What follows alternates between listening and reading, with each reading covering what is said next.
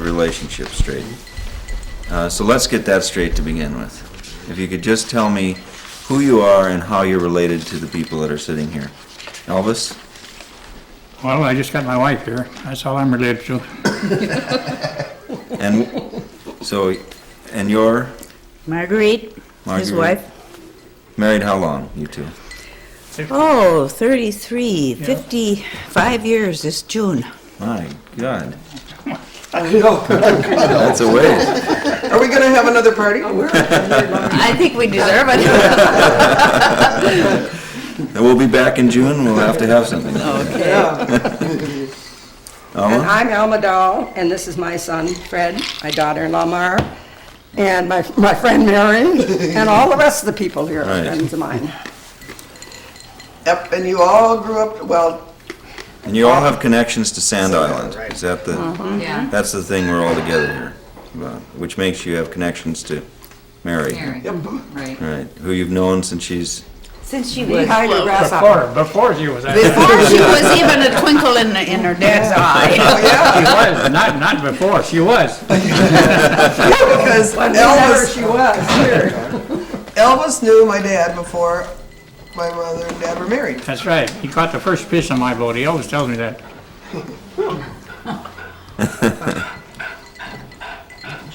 well, what I think, maybe the easiest way to do it is we'll just do a little quick round robin here.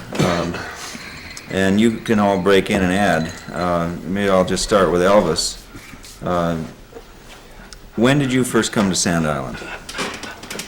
Well, I was just born in Bayfield in 1905, and I suppose I went to the island that summer. When did your dad go to the island? When did your dad come over from Norway? He came over in 92, but then he went down to St. Paul. I guess he had an uncle in St. Paul.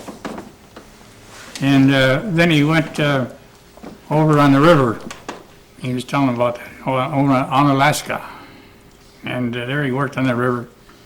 And he met some people there that told him that Lake Superior was just like Norway, or they're on the same order as Norway. So that's the place he came here, and he didn't know a soul up here. But he came up here and He didn't know anybody, he didn't know anybody. just struck out on his own. Yeah. Yeah. And so then he met the commercial fishermen up here and got in with them. Of course, they were all Scandinavians up here at that time. How old a man was he then, roughly? I mean, was he, Well, in 92, he was born in 68.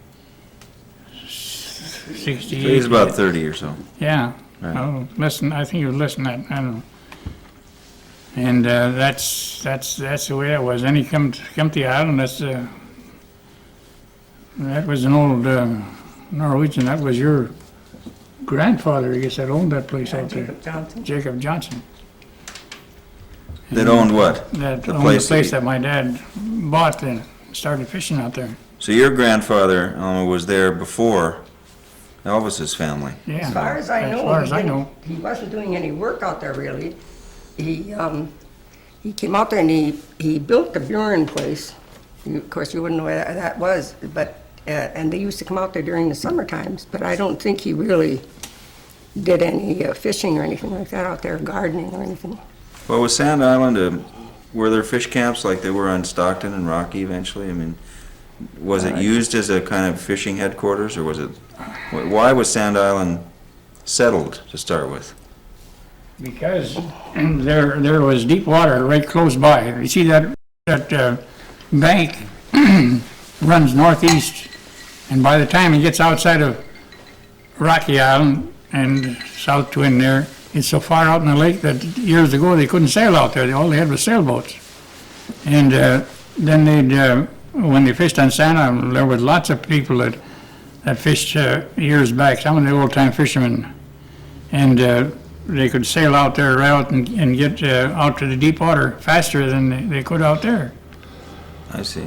Well, which settlement was started first then, the East Bay or Shaw? Shaw, Shaw was the first. he got that grant from the Civil War. He did. Yeah. So there were two settlements on Sand Well, I Island. wouldn't say there was two sides. We were all together, you might Oh, say. yeah? Yeah. But you were across the island from each other. You had to Yeah, well, it was communicate. about a little better than a mile, wasn't it? Yep, a mile and a quarter about, Yeah, through the woods. through the But woods. people would only be there in the Used to summertime, walk it. No, year round. oh no, they were there from 1910 on, I was out there. And then they built the school in 1910. Then there was, and during World War II, there was a lot of people there. There was over 100 people on the island, There were. During World War One. yeah. Yeah. But that was a good place for them to kind of be out of sight, I figured. That's Did you right. go crazy being on the island all year round? You had to leave, you had to get off there in the winter, didn't you, Oh, Elvis? well, I mean, we were what used- is it about living on an island, Elvis? Is it different than, well, on Sand Island, you were secure. You always, you didn't want for anything. And in the fall of the year, you knew that you were gonna live all winter because you had lots of groceries. I'll leave it up to Alma. But there was no town out there. Was there, Alma? No, there wasn't a town out there, but we did have a grocery store, and we had a post office, and we also had a dry goods store. And who ran the stores? The Hills, it was a co-op over at Shaw Point, and that the Hills ran the post office, and the grocery store also. But the grocery store was a co-op. And I imagine you'd have to have some legal paper saying they were capable of running a post office at the time. But, So you got mail deliveries? not deliveries, we had to go over at the point to get them. We had to go over Well, you could get across to get the mail. Yeah, Somebody went across and got all Yeah, the sacks. there but No, it was, there was no- but it was all dropped off, wasn't it, at the post office? You had to go to the post office to get it. Yeah. I I don't imagine that. Not Just from like- my house to Just like driveway. Bayfield, they sure as heck don't deliver here, why would they deliver in the island? Well, didn't the Turner bring mail out? No, sure. That was- Later years. That was after the post office. But when was around. the first all year round settlement? That was with your grandfather. I mean, people lived year round on Sand Island early. Well, ever since I was born, everyone was living out there Right. all the time, and that was in 1913. So Were you I born- you I don't weren't- even know anything. Were you born except- on the island? No, I was born in Ashland in the hospital, but I was brought to the island when I was 3 weeks old. And I spent my entire life practically out there and loved every moment of it. I was crazy about the island, I just loved it out See, there. Shaws lived there year round from the beginning. That is, Yeah, yeah. they lived there year round. Well, didn't most of the people in East Bay live there year After round? 1910, when they started school. so fishing was why this island was settled though? That was the Yes, reason, but the it one seemed reason. like everybody had a little piece of land. They had cows, and it was different. That's what I was saying. It was different than the other islands. The other islands, they just stayed there, and but here we had clearings and cows and horses. How'd they get the cows and horses over there? Oh, the raft. Big raft. Bonnet driver. They raised crops. See, I told you I was gonna ask dumb questions. They aren't none at all. I How understand. else would you accept? Now, what year, I'm not getting this straight, what year was this now? You said you were born in 1913, so when did your grandfather get there? Was that, Gosh, I really. does anybody don't- remember? Fred, you got, Jacob, I I wouldn't suppose remember it's in when the Jacob diaries. was, no, not when Isn't it? Jacob was there. do Your you mean? grandfather. No, You're that. talking was- about Peter, or I was Jacob Johnson, though. I was thinking Pete Hanson. And It's 1904, wasn't it? Dad and Mom were, Oh, I think that's before that. Because your Yeah. grandfather came from the same place in the old country. He fished with my dad in the old country. well, Jacob Johnson came before, didn't he? Yeah, They- sure. Yeah, he But was- I don't know, for some reason or other, they didn't seem to talk much about him. Well, Except he that went to was- Alaska, then after that, he left to Sand Island. Oh, I thought he went. but off we're talking about the late 1800s. Yeah. Problem. In essence. Then, What's that one? before my yeah, time. then things kinda got rolling in the early 1900s there, more people. What has always mystified me about the whole situation, and I probably researched it as much as anybody has, is why they picked that particular island to go to, and why they picked that particular place, and where the people all came from, and what common bond did they have to get them there? Right. Like you say, your dad heard about it from someone down below, and my great-great-grandfather knew your father, so that's how that came Yeah, I about. suppose. He may have But then there even was sponsored Morings him, and you know, Lawfields and really. Johnsons and Palms and Well, all the rest of them. How did they end up Herman out there? Johnson, I've heard that story before. When my dad was here, about 7 or 8 years. And then he went back to Norway and married my mother. And then they came over here, and Herman Johnson came with them. My dad he was a citizen then. And so he was he knew the ropes how to get here, but he had to come back as a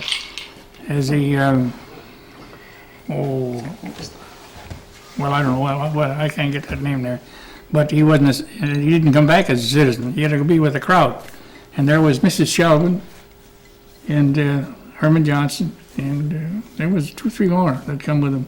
My dad was he was with him. He was the one to show him the ropes. Of course, he could talk very good English then. Well, you probably described the place as a Well, I suppose. wonderful place to be. Yeah, and of course Herman's brother. I mean, word must have gotten out, Fred, where I would guess that there Yeah, was well, I know, like, I think I was just about to say that Herman Johnson's brother was married to Fred Hanson's sister, isn't that Yeah, correct? that's right. I never So they there was had some that place. connection there. Yeah, he had a place there, so Herman got that place. But Jacob Johnson, I know he had the original Saudi Bataan Fish Company here in town, which was, was that before or after the island bit? Now that I don't know either. After, because my daddy wanted to sell it That to was- my that was dad, my after. dad didn't want it. That was Okay. after. But he had that house there, that Daniels, he built that house too. Well, he was a real entrepreneur. Yeah. He was into most everything. Yeah. Sneak a buck.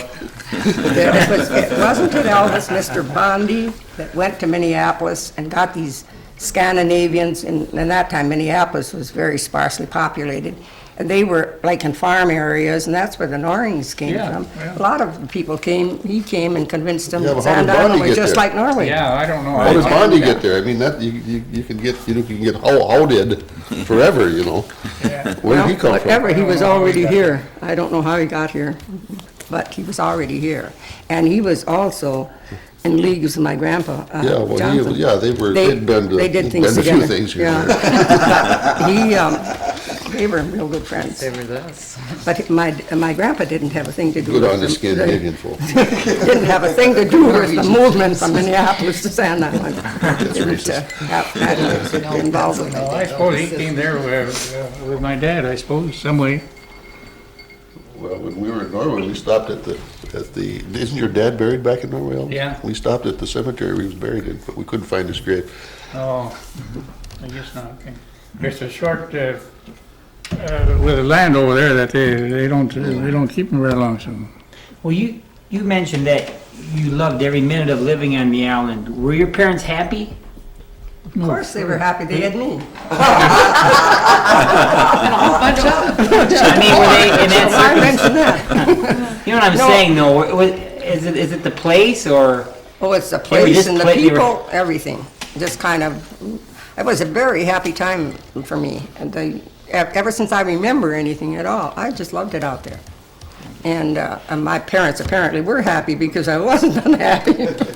And that has a lot to do with it. So, no, I just enjoyed it. And I think most people did that was out there. Very few that I've ever talked to that didn't like it out there. Hard work, but then at the end of the day, look where you were. Not necessarily any harder than it is today. No? I think in many cases, it's not as hard. I think really from reading the diaries and that type of thing, that it was a very orderly life. They, everything in its time, everything in its place. That's right. So the seasons followed each other. When you pulled the boat up in the fall, you started mending nets, and after you got done mending nets, you seamed nets, and then you brought in your wood, and then you got ready for the next spring, and then you planted and you set. It was very orderly. If you go through that document there, year after year after year, you could just follow the pattern. There was no, and it didn't deviate that much. Boiling corks. Yeah, well, whatever, All that sort of thing. all the various things that they had to do. They Making slaughtered breads. animals at Christmas and that type of thing. It was all very orderly, and A party you didn't once have in to a worry while. what you were going to do tomorrow, There's always something to And like reading their Fred Hanson on Sunday, well, I didn't do anything today. Well, that was after he got the wood and the water and milked the cows and fed the stock and, a few other things, but then he rested. And then at night, he watered the animals, milked the cows, and brought in the wood again, So they didn't have a whole bunch of time to worry about, what they wanted to do or what they were going to do. It was kind of set out for them. Yet they did have a really good social life. They were always yeah. moving around, visiting people, playing cards. And I remember dances at our house that all the logging camp people came over. Yeah. And I was just telling Fred about that. Was kind of fun because as little as I was, I knew that they had a bottle out in the backyard for those people, because we had our stairway was kind of open, and I was really wanting to see what's going on at a dance because I'd never really been to any. And every once in a while, 2 or 3 of the fellows would go out in the back, and they were happier when they came in than when they left. So That must have been the old-fashioned moon. yeah. My mother, she used to talk about, she just loved to dance, but then the Luffields came there, and of course, she didn't like that. That was taboo. And then after that, well, They were Methodists, and I think they They, didn't believe in dancing. they didn't believe in that, and of course, that got kind of, and I think seemed like there's something happened to one of the dancers or something like that, and my dad, he never cared for it after that either. Well, he just didn't like to dance, Elvis. Yeah, that might be. He wouldn't have been able to resist it, right, Marguerite? That's right. Of course, he used to have dances in the schoolhouse. Who played for the dances? Was it They had somebody on the Corey, island? yeah. Yep. That's the I'm Alone. Who painted that? I did, Did it? Yeah. but it's not very good. I gotta do it Well, again. I think that's good. You did, Mary. And then here's the other one. I couldn't get the whole thing all in one shot, so I had to do it in 2. Oh, this is the other end. It's a mural, a mural. Yeah, well, they don't exactly go together. But I'm gonna keep trying, because I'm not real thrilled with those yet. This is a boat there. The other one I've always. That one there, This is the one that we they have an used to outdoor there. We return call it at the Johnson. ballyhoo. Ballyhoo? I've always wanted to have that picture done that we have of our boat with the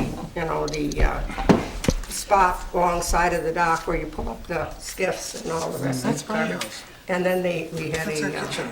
also ship on the other side of it. It's really a cute picture. But I can't figure this out. This is the actual, yeah, that's a different, that's Well, you different. have complete license. Of course, that's when you're that an might, that's for Yeah. hands, that's your dog, Oh, yeah. I see. Uh-huh. But it looks so close. Well, yeah, Okay, well, we can go back to Wake here. and he took 3 pictures and as he went. And this was the last one. Those are But he must have taken another one, the one I got, because Carl, or Freddie's dad just got in, you could see him walking off the dock there. Okay, I know that. They're kind of interesting. It looked like a hodgepodge, but that's the way the fishing places were, everything was just Yeah. together. I pour that drink in front of you. I don't want you to think you're an There was alcoholic. quite an argument there. Oh, sure, Fred. Yeah. Look at the size of your glass. Yeah, Where's my second one? right. Oh, Mary, don't. Yeah. No. Yeah, but that's my mother. I don't want to get anybody to get the bad impression. Oh, right. Nobody could possibly get a bad impression of me. Anyway, where were you guys talking I about? don't know. You We're were talking about talking- dances on the island, I guess. Oh, yeah, Yeah. dances on there. Well, we That's got the right. orchestra. I didn't know who the orchestra was, but I know they were violin players and accordion players. Supposedly Bergstrom was a violinist, wasn't he? Yeah. Oh, yes, it was. Still see old work. And Noring had an old button accordion, or a concertina, I guess it was. But that wasn't the ones that were playing that night. That wasn't people I knew Well, that were playing at our house. Oh. They had a dance over at our There was house. a lot of people that had worked for my dad in the woods, supposedly. Well, they must have been playing or something because they weren't people that I knew. And believe me, I was watching. Well, did All the kids were sleeping upstairs that were at the party. We had them all crossways across the bed, but I was looking down the stairs, keeping track of things. Seeing what, really, it was very interesting to me. I'd never been at a dance like that, or never seen a dance like that, so I thought it was just great. Elvis, did your dad log Santa Yeah. Island? He logged there for years. Every winter, he'd always have 8 or 10 men come out there. And he'd cut, lots of times he landed in the bay there. And then in the 20s and early 20s, and build a camp on the west end of the island. That's what Freddie was gonna look up, but I don't know if he, Yeah, well, I just did showed what you did, what you showed me on that map I have. I was surprised at how far And- away it was from the. Yeah. from, And the logging camps, Lighthouse Bay. you'd log during the winter and then just stack the logs and then the boat would come in the spring and pick them up? yeah. And Once when the that ice was for- broke? That was for birch, and the cedar, well, we used to tow that to Ashland with a boat. That's where, one picture there I showed there was boomsticks there. And that's what he used to do in the summertime. He'd tow logs to, tow the cedar. You couldn't tow the birch because that would sink. Uh-huh. But cedar wouldn't. No. And the hemlock, that would float too. Well, Ed Erickson was telling us how he went around on the outer island and picked up logs, That was outer island, yeah. but he didn't come to sand. Well, that was a lot No. later, I mean, it too. was later, but That was later, yeah. Well, he did come to San for Peters, I think. Oh, yeah, I think so, yeah. He Well, took logs off sand in Did he the take for 50s. Peters? I saw pictures of where Shine Miller, or Jim Miller's dad took out of West Bay. Did you guys sell wood to the steamers too? No, there? they Couldn't used land? to, they used to talk about that. I've heard stories about that right on the Swallow Point, that was all covered with nice birch. I've And, heard that one too. and the steamers would come in there, and there was deep water right up to the shore. And they'd come up in there and they'd get up, the crew of men would go up there and cut wood for the tugs or the boats. There's still a lot of bricks there, there's only that big around. Yeah, I know, well, you see, that was before the turn of the century, I suppose. But that's just the stories, that's before my time, of course. but you made your living fishing. Is that, Well, fishing and farming and logging. My dad was in more stuff. And you take the land out there was really good for farming. Nice sandy loam and flat. The island is, well, how big is Sand Island? I think it's 10. It's 10 miles around it. Yeah, you figure 2,900 acres. Yeah, I heard. Yeah, it was different. Yeah, there isn't a full section on it. There's just one corner. I was down there and measuring off in West Bay. There's just a short sliver there that is lacking of a full section. And I can remember my dad and I were out there surveying. He had surveying outfit and everything, and we took and marked that out on how much was lacking of a section. But there isn't a full section on the whole island. But yet it was big enough to farm and Well, of log? course, there's more than a section, but I mean Yeah. a square section. Right. Yeah. Well, I think it's something like 3 1/4 by 4 3/8 or something or other. I don't know exactly, I get that one. Yeah, the point-to-point kind of thing. Play it on, just spread it out, that's it. Well, who was involved in running rum with Bird Hill? What?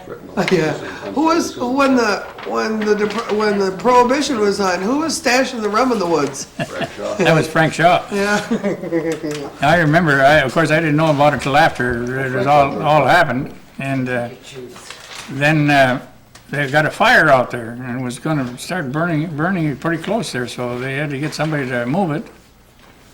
And I forget now. I think it was Bill Palm or Magnus Palm that went over and helped them.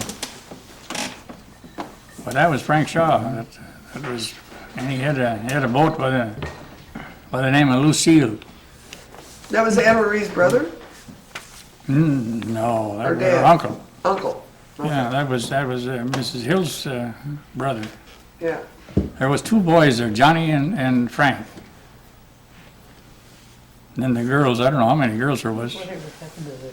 But Josephine and Anna Mae and When you were growing up, Elvis, did you ever always want to leave and get out of Sand Island, go somewhere else and do something else with your life? Yes. If you did. After the early, well, the 20s. Well, in the 20s, I started after my dad left, well, I was all alone here, as I named my boat afterwards. What was your boat again? What was it called? I'm alone. And then Bill Loring and I, we went to 1927. We went to North Dakota. We was going to go thrashing. So we went out there and went to work. And then we figured on going to, after we stayed there until we were all done with that, till the 1st of November. And then we were going to go to Iowa and husk corn. Then we were going to go to Alaska to see, or Washington, because Magnus was there, you know. He was head of that, what is that? Well, he was an engineer, but he was in Bern, Washington, if you remember that name. That's where he. Well, there was a dam they were building out there. He was Boulder Dam? well, I don't know what He wasn't involved in that. He seemed to me he was kind of but he was out there and we were figuring on going there. So then I got a letter from my dad that he was sick and I had to come back and run the outfit, run the boat, because he wasn't able to do that. So that was end of that. So then we come back and then I got tied up here, bought some nets and Got caught. got deeper, got caught. And then of course I met her. Then I was tied down. And how'd you two meet? Who wants to tell the story? Well, Marguerite better tell I us. think so. I think so. Well, I don't know about Let that. them each tell it and it'll be a different story. Well, I was working in the drugstore soda fountain down there in Myers. And I used to see this Nash coupe go by, up and down the streets. And I thought, gee, that's a good-looking car, you know. Well, then finally, one night, then I was in town with a girlfriend of mine, and he pulled up this sidewalk, and he said, there's a barn dance out in the country, Bob Feldmeyer's. Would you girls like to go? He had another guy, Melvin. Melvin Plum. No, No, Melvin Dahl. His uncle. And It's some real swingers there. so we said, sure, we'd go. So we went out in the country to this barn dance, and neither one of them they didn't even go in the barn to dance. But we girls did, and we had a good time. But then, anyway, that was the first date with him that we went. Well, there was several weeks or months, I don't remember, after that a friend of his and his wife was working at San with me, and she said, Sig wants to take us for a boat ride that Elvis was going to. And so a boat ride, you know, that was something for me. I'd never been on a boat, you know, even if it was an old fish boat. But anyway, so I went with them, and that was the first date that I went with him. And I've been with him ever since. So you mentioned Feldmeyer. Now, didn't they call that Feldmeyer's Woodlot? No. Something, weren't there a lot of dances out there? Was that is it later on they had the old Paul Bunyan things out Yeah, there? that was was that later. a hot spot or? That was a Paul That was Bunyan. later, Mr. yeah. Banks and the Blue Ox. That's Yeah. right, but so that was a hot spot though. I mean, they had Yeah. dances Well, there. And there was three brothers of them. I don't think it's a Okay. hot spot. And of course, That was a we're- nice place to go out and dance, but I mean, it was not. But then Robert, had that, he built that barn there by his place. That was the first building there. And then that burned down right away. Yeah, That it was- didn't last very long. But what they used to have in the original Feldmeyer place, they used to have a barn, they had barn dance there. Who was Oh, the were you- orchestras that played out there, do you remember? Oh, it was Laz and Laz Walksmith and Get LaPointe's girlfriend. yeah, what was her name? Oh, I'm trying to think of it too, Margaret. Didn't they own Mary's place now? Didn't they own Maggie's? yeah. Who was that? Yeski. Yeah. What was her? Nellie, that's it. And then there was Laz Walksmith, and there was, who was on the drums? It was the old gang that used to play out Played the a Sand saxophone, Bay. too. Cochran- Yeah, Cochran I know band. that, I know that Cochran dance well, band. but I was trying to think of the people that were in it, that were playing I in it. remember San Bay or Tiny's Toe Ticklers. Well, you should tell John, play I always, there very were you often. one of the Mystic Knights of the Blue Ox, or? No, Well, you weren't. I was out there, but years ago. Well, Marguerite, when did you first go out to Sand Island? We were married in June of '33, and then we went out there. That's, But you didn't stay all year round, or you lived there year round? we stayed there that, and through the next summer until fall. Then I came to town because we had our son Larry. But So we you were spent a out- winter out there? We spent the first winter there, which was fun. I mean, you know, all the families, it was just one big happy family. We'd go here and we'd go there and whatnot. I'll never forget New Year's Eve.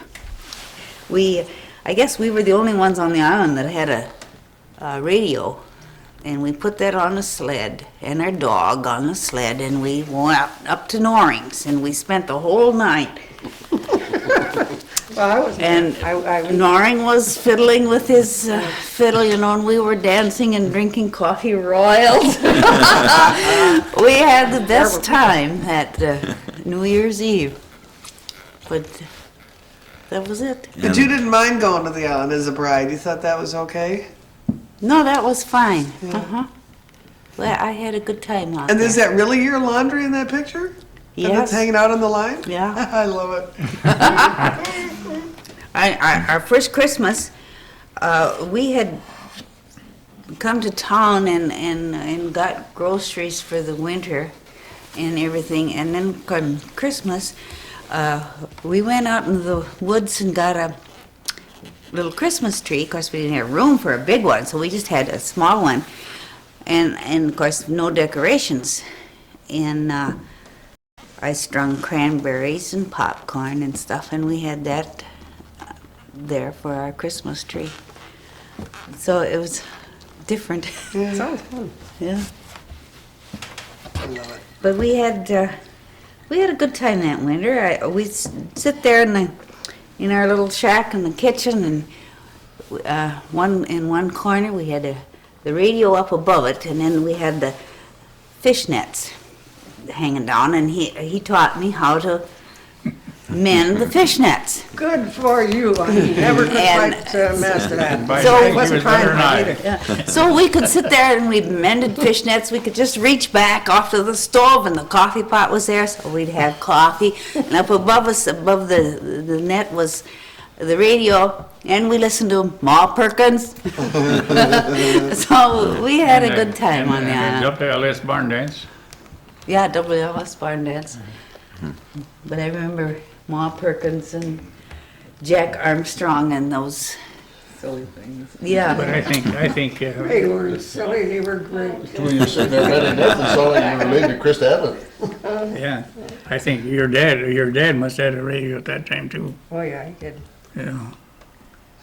Oh, do you have as We much got one fun? right away when we were married. We're out there too. Do you have as much fun watching TV now as you did listen to the radio out the Yeah, out Sand no. Island now? Huh? No, it really was more Right. fun listening to the radio because you used your imagination. I Yeah. can- And it was much more fun. You could just picture it all without seeing it. And it And it was was so better, clear. I It imagine, was- than what I've seen on the Grand Ole Opry. Yeah, and So- it was so clear because there was no electrical interference at all. We had the first radio on the island. That was a 2-tube radiola.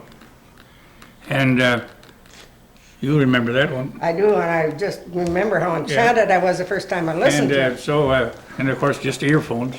We had 3 sets of earphones. Thank And you. of course, all the kids would come over there, and in the wintertime, we'd come over there, you know. And my dad, he had a telephone company out there at the time, that went bankrupt. But he got, I don't know how it was, but he got a hold of the telephones, and they were in the shed over there, so I took, of course, we each had one, you know, but that wasn't enough. There was 6 just phones there, that wasn't enough, so I got the idea, why can't you take those off the telephone? They had those old timers, you know. So I took them all off and I hooked them up, by God, they worked. So everybody had one of those. Everybody can be wired in. That was before my time. But they were battery powered, I mean, Oh, yeah, sure. yeah, It you was didn't just- have electricity out there. No. You didn't have a generator, We you have a just had- generator and It was stuff? just 2 tubes, that's all it was. Right.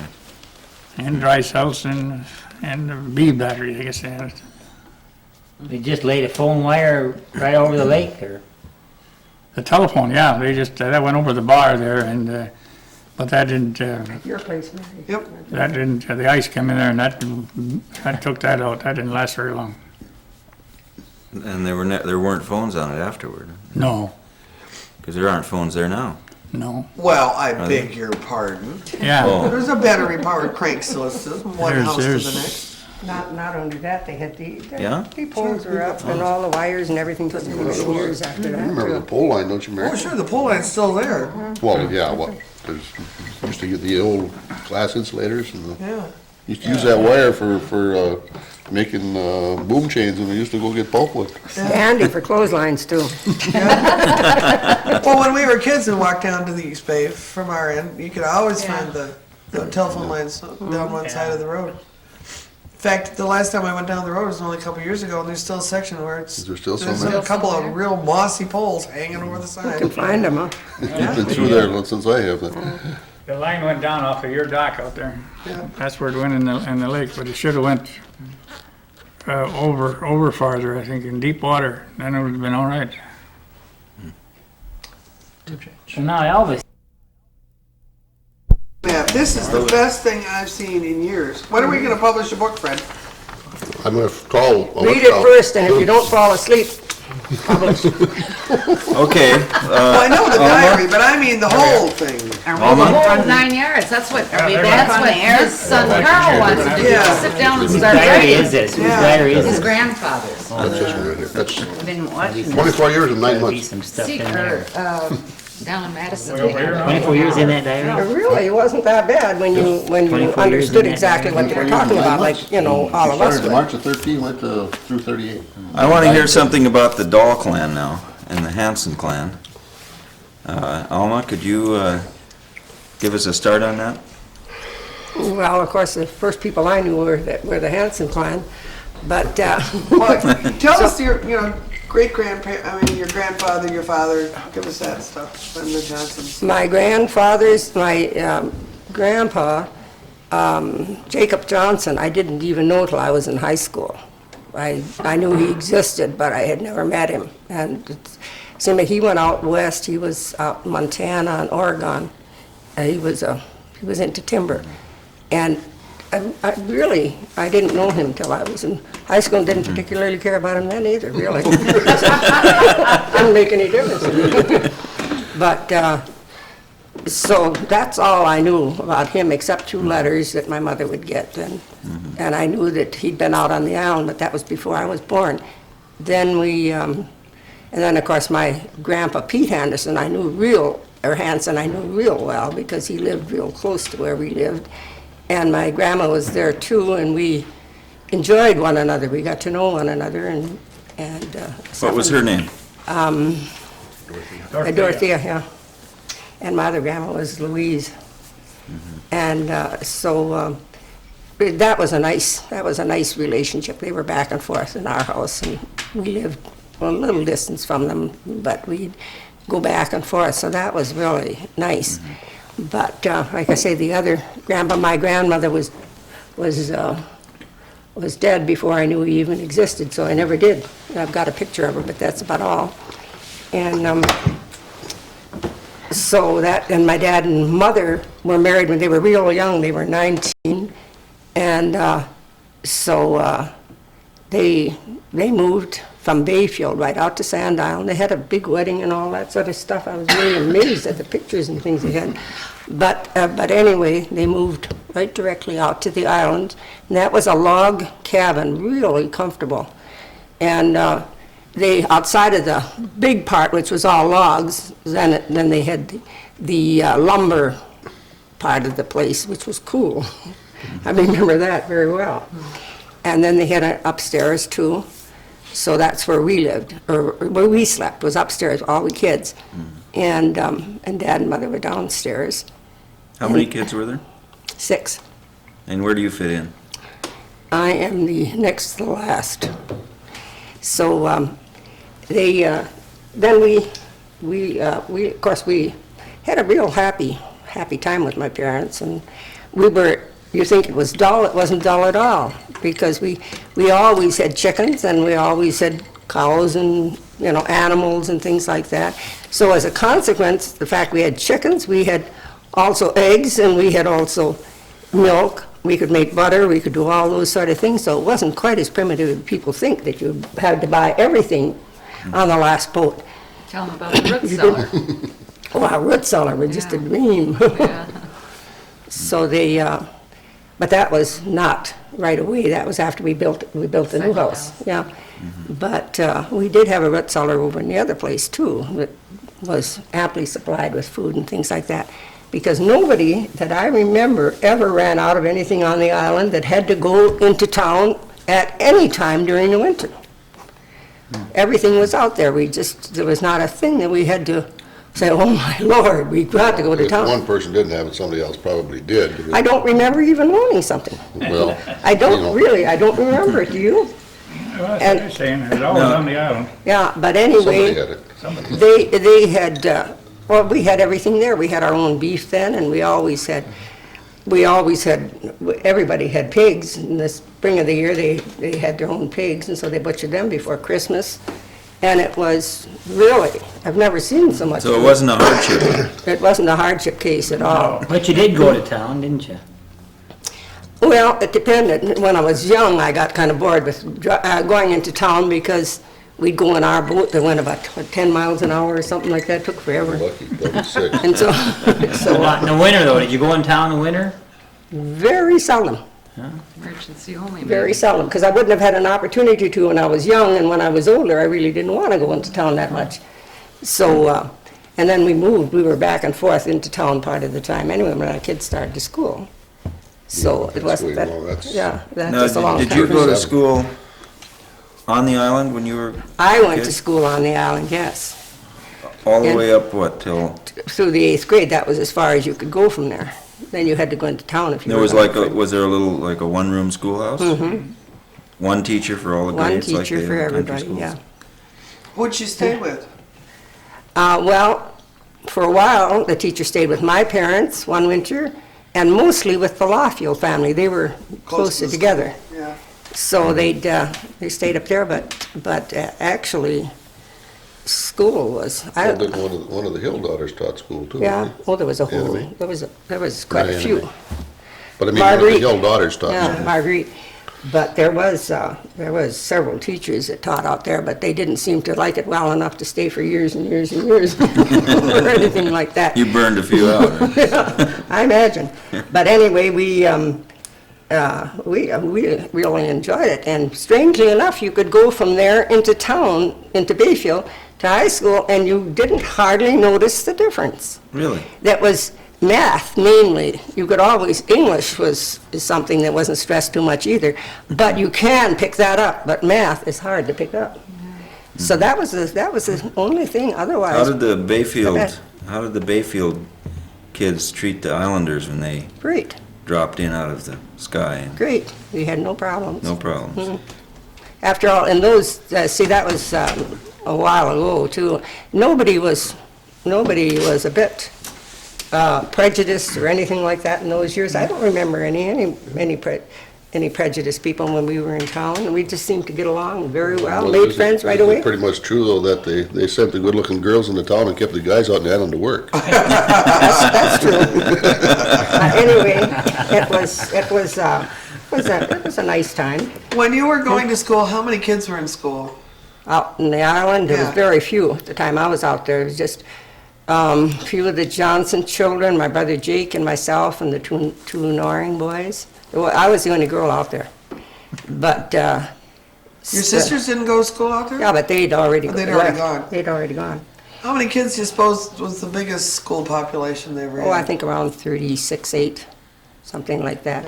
There was quite a few That many? people. Yeah, Prolific Norwegians out there. Yeah. but anyway, Family of They're all 5 or big 6 families, kids. yeah. there was quite a number of families out there, more than you realize, and That was during the World War II. One. One, I meant to say, yeah. well, I remember there was one year, I don't think I got stuck with it, but I know my sisters did.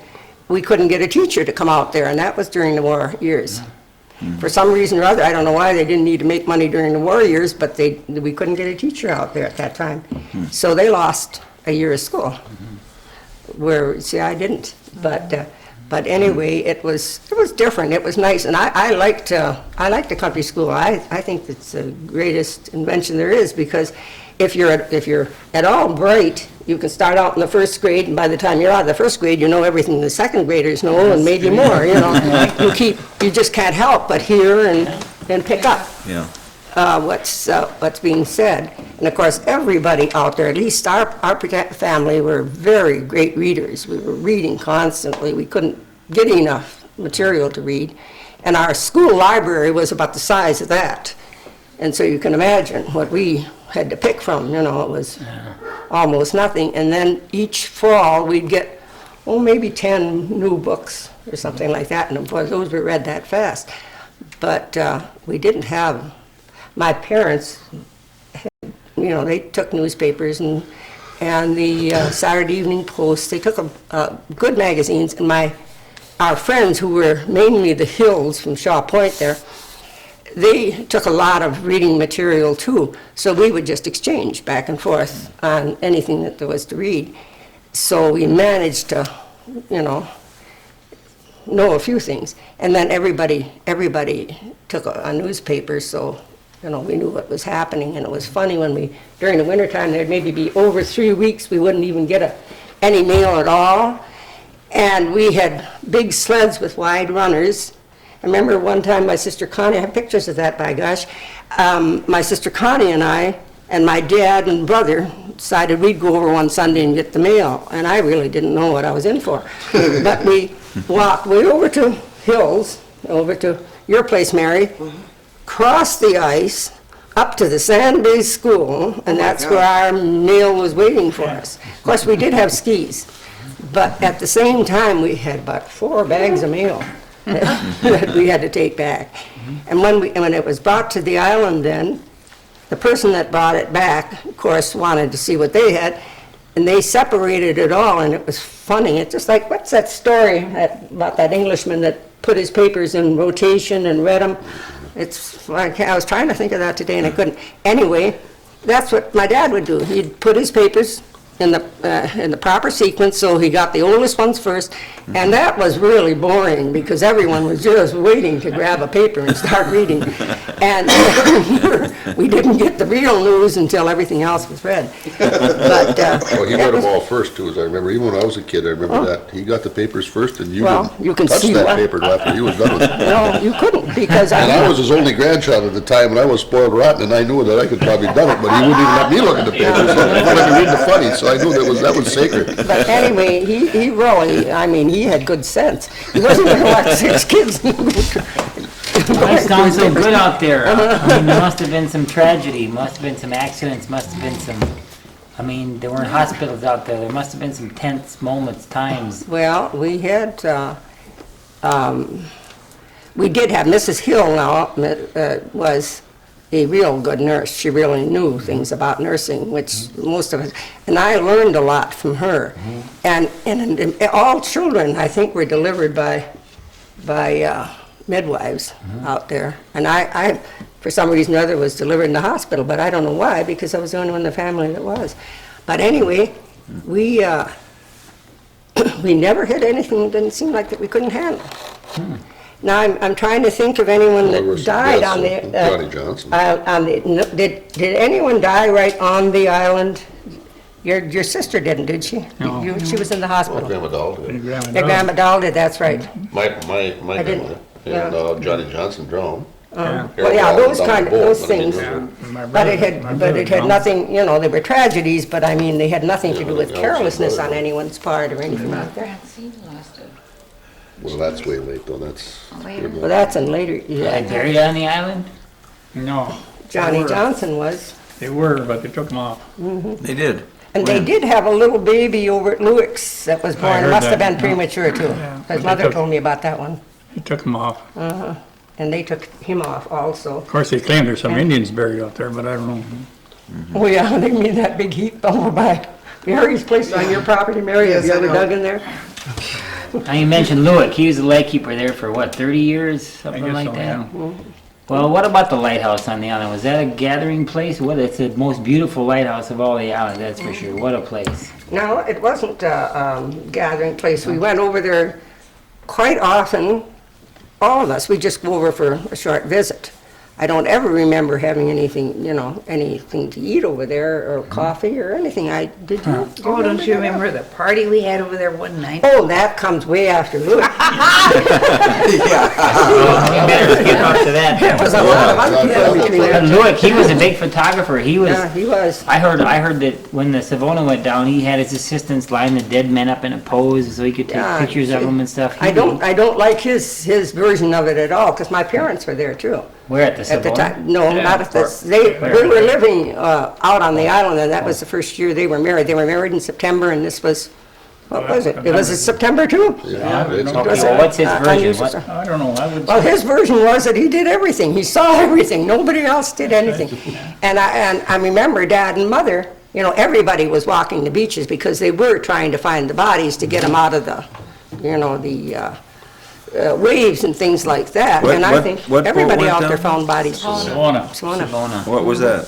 horrible. Art carrier. 1905. So anyway, Well, 6 of them landed there in the East Bay, right at Yeah, right right close Johnson by. Dock, or Yeah, Well, who was it in your family that lent them some? Fred Hanson, my grandfather. my Her dad, my dad did. All these fellows that came, it was funny. my dad was in town at Yeah, that time, he so- wasn't out the island. So were the Johnsons, but my dad was on the island, and he saw somebody was in Mr. Johnson's house, so he just sauntered over to see what they were doing there. And there were these 6 fellows from off the Savona. Where we lived, it was kind of on an angle, and he really couldn't see it all. And he wouldn't have been looking anyway for something like that. So he went over there, and these 6 men were there, and of course, were just dripping wet. They had no clothes, they had no anything.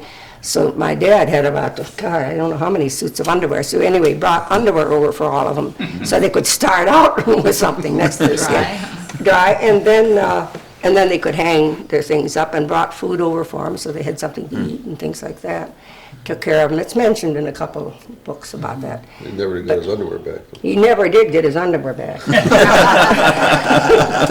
And I don't think he gave a darn either. But anyway, so that was kind of a different thing, but and that was before my time too. But there was exciting things always that were happening, It just seems like every day there was Did you ever want to something. leave like Elvis left? He left and chased his dreams somewhere. He chased work anyway. Went to North Dakota. Did you ever leave, or did you? Well, we were there, I think Carl and I were one of the last ones on the island, and we stayed out there for a long, long time. And we weren't anxious to go off, but fishing was real poor, and so he went on the tugs. We went to Chicago, and we were in New York in Buffalo, That's way New York into the for a while. 40s though. Yeah, yeah. Well, let's backtrack a little, because I am curious.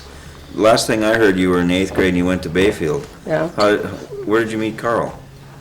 I met him on the island. Grew up together. Yeah, he was. Was he your age? No, he was older than I was. But when he went into the Navy, this is kind of a little romantic thing here.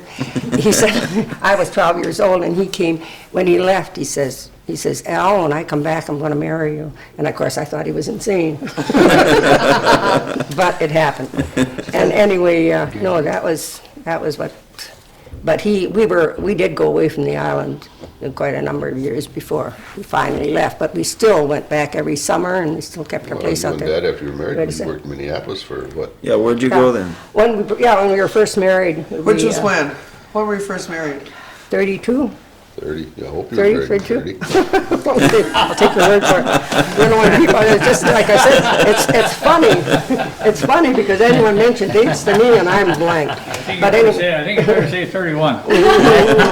But anyway. I was born 31, they're married at 30, December 30. So anyway, We stayed in Minneapolis, so it was not more than a year and a Back half or in something like that. January We had loads of 22, relatives down there, just zillions of them. Yeah, but tell us So- what Grandpa actually worked on when he was in Minneapolis, the Fauché Tower. Yeah, Oh, yeah? Dear. Biggest building in Minneapolis at the time. well, and everybody says to me, well, how in the world did he get those jobs in construction? The reason being that his brother-in-law, Magnus Lawfield, was an engineer, but he could not get a job. But he knew the proper people who could get Carl jobs. So he worked all during those years and made very good money for the Times. So it was very nice for us. But we weren't happy there. We wanted to come back, so we came back, and we weren't gone more than a couple of years. And then you moved back to the island?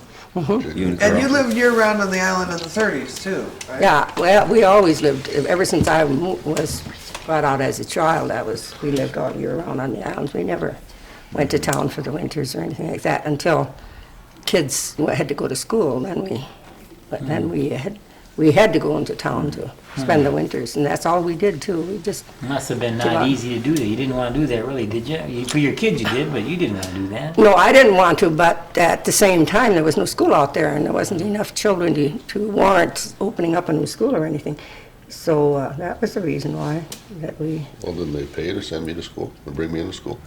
They would have, but it I was thought they just, did. no, that was, But they gave you $12 a month. they, to come to no, school. well, yeah, but what, $12 do? Well, that's what the cost. Even in of those the days. But anyway. I think Harold Ryan was the last kid that went to Sand Yeah, Island School, wasn't he, Elvis? He had to be. Yeah. But anyway, your first year you went to Minneapolis anyway, stayed with that Mabel, didn't you? No, I was in 5th grade then. Were you really? That's how time flies. Anyway, it just seemed to me like you went to Bayfield first. I did. We lived That's up in what the confusing. Larson house, up kitty corner from the school, Yeah, I where Sig know. Anderson lived. I know where we lived, but I I was thought first, it was, second, third, and 5th grade. I went to Minneapolis, 1941, 42. I thought you were only there 1 year. That's just, 'cause you. There are other kids. Well, I heard one thing, and that was that Elvis won't go out to the island anymore. You heard too much, Elvis, or so many changes, and what about living back then and now? What do you think you experienced that I'm not experiencing? You know, it's a kind of a big question, I know, but I understand why you don't want to go back out there. It hurts me to even hear how wonderful it was out there, in a way. No, it does. I mean, Well, I think that the automobile was the one that killed Sand Island. Because transportation, you got so different. You take, I can remember my dad telling about even the guys from, Frog Bay or Squaw Bay. He used to row to Sand Island and get his groceries because the roads were so tough up there, they couldn't get through. So he'd order his groceries and they come up by boat to Sand Island, and he'd come over with a boat and get them and take them up there. A lot easier to do it that way because they couldn't get out. And you take Town of Russell the same way. They couldn't get, the roads were so tough years ago, and then they got the roads fixed. And that's the way that was. You take, well, look at that picture there with the boats there. We used to take a boat and my dad was great for that too, and well, your dad too. Take the boats and take a bunch of people out and go.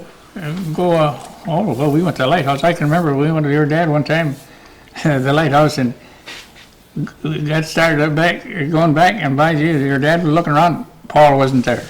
So he was. We had to turn back. He was. He went exploring.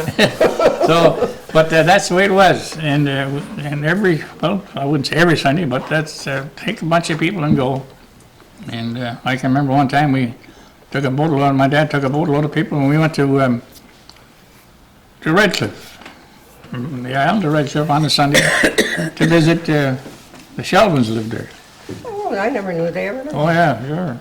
And that was when Red Cliff was sawmill there. I can just remember that.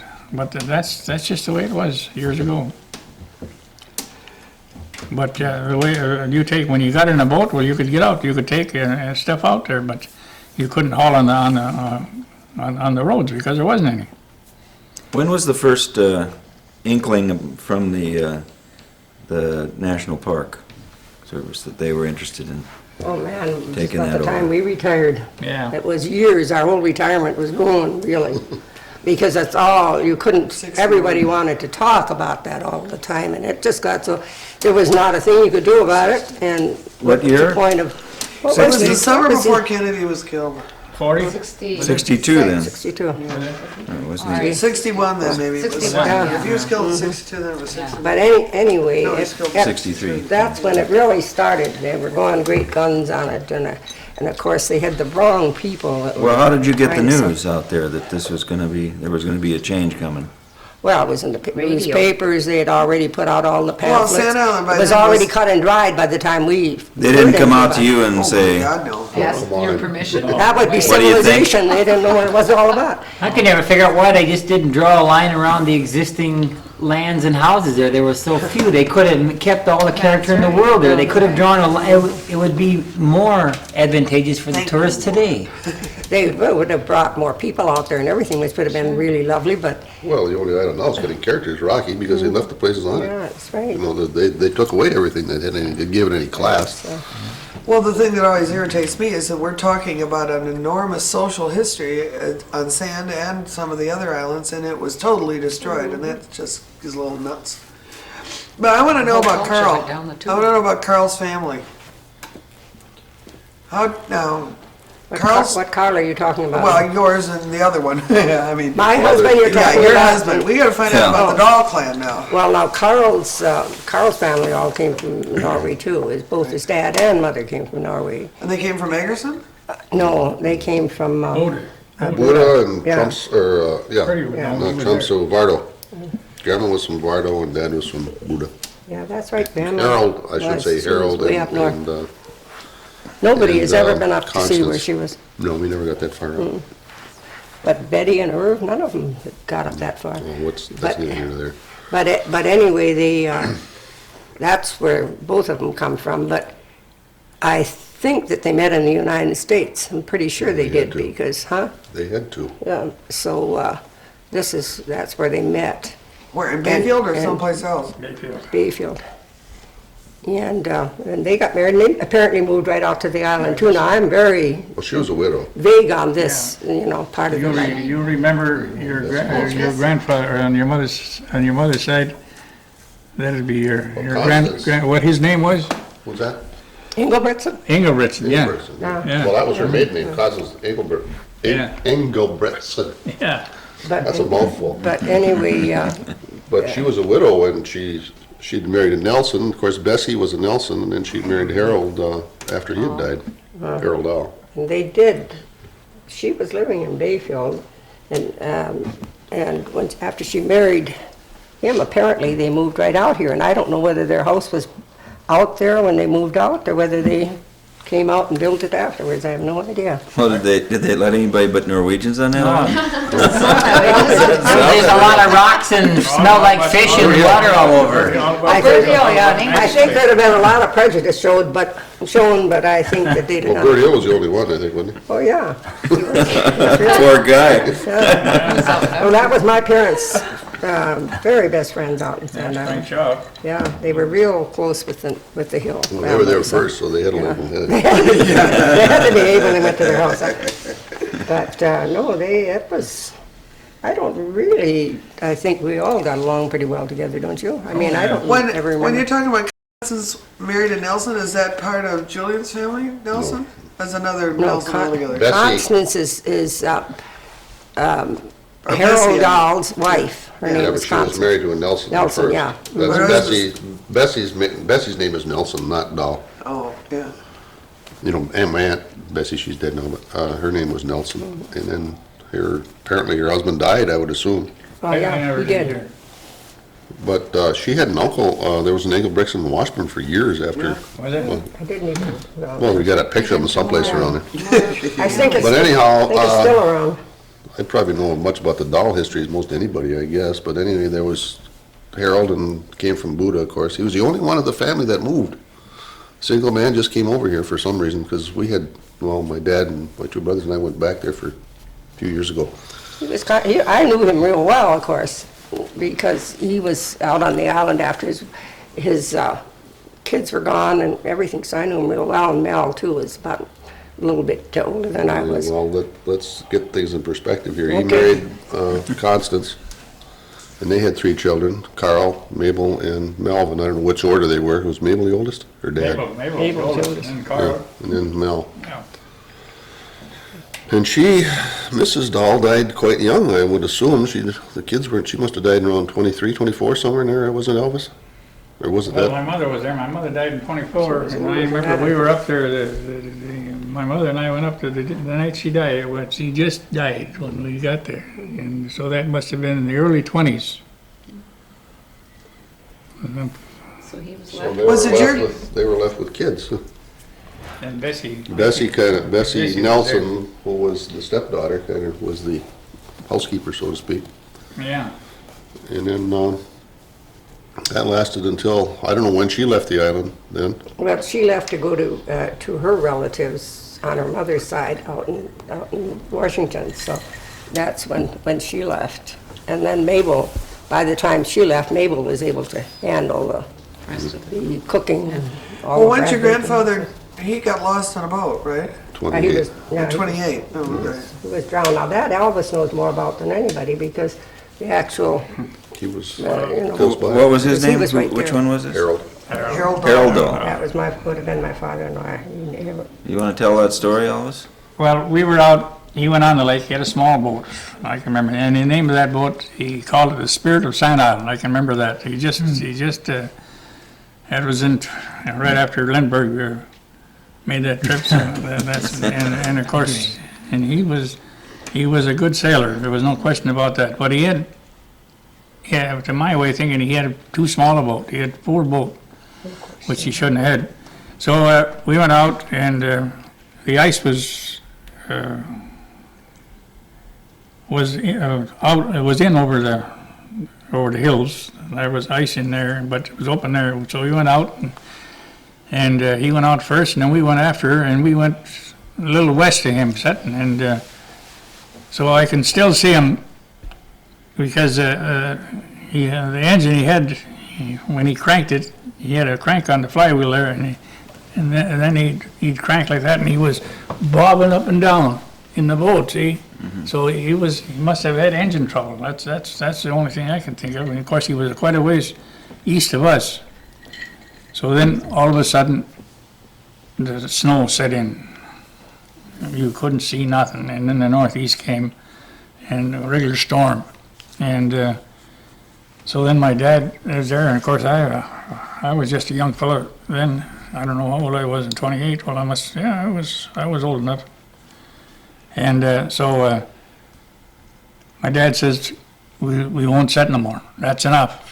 We're going to go home. So of course, we had nothing but an open boat. We had the closed boat, the big boat we had in Cornucopia that year, pulled up.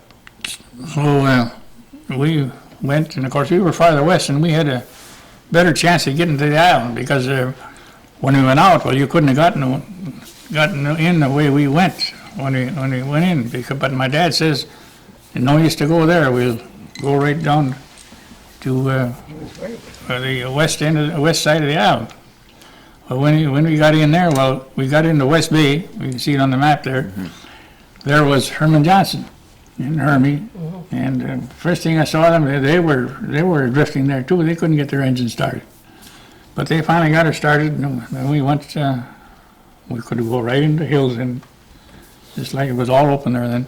And then it must have been about noon or something like that we got there, because it was daylight quite a while. And of course, I went. My dad stayed there, and I went home, and he got a hold of Mal, and then we went.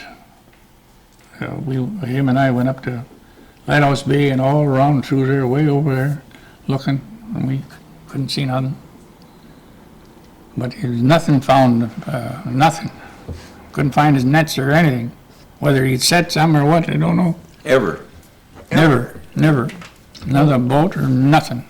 Didn't even find a pike pole or not a thing. Well, that ice, when I came from school and came home, that ice was coming into East Bay just like mad. I mean, I never saw it come in as fast as it did. besides, it was sleeting and raining and everything else, so it was miserable. And how old was Carl then when that happened? Well, He was in the Navy. He was, 23, Yeah. about So he five. was- Wasn't even on the island. he was gone then. Yeah. Yeah. But Or was Mabel? Mel was the only one, yeah. Mel was the only one. And he wouldn't have been there if he hadn't been baking bread that day. He would have gone with his dad. So he stayed home to bake the bread.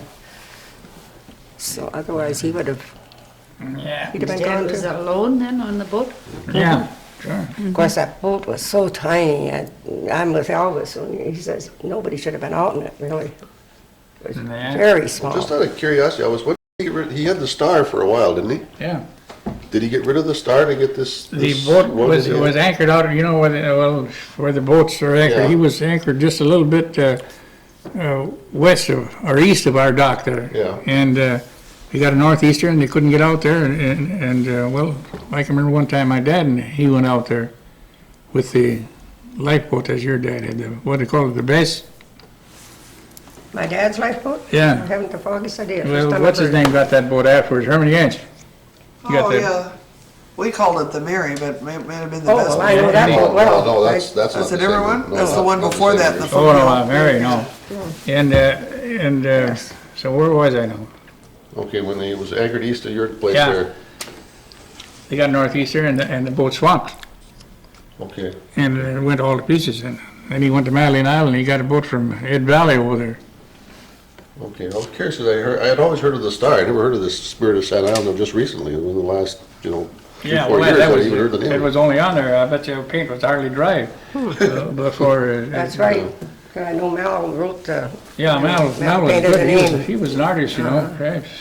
But now, that Valley, was he the fellow that had his own coffin in the house all those years? He wasn't. Yeah, that's some Madeline Island story there, buddy.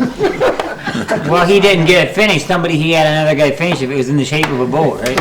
What's this now? It wasn't in the shape of a boat. But No, what's he this? really had it in his living room for years and years and years. His own coffin, yeah.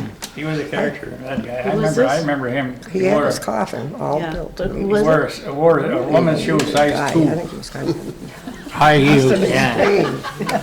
He was very strange. He's a boat builder. and he was a boat builder. Yeah. Wait a minute now. That's right.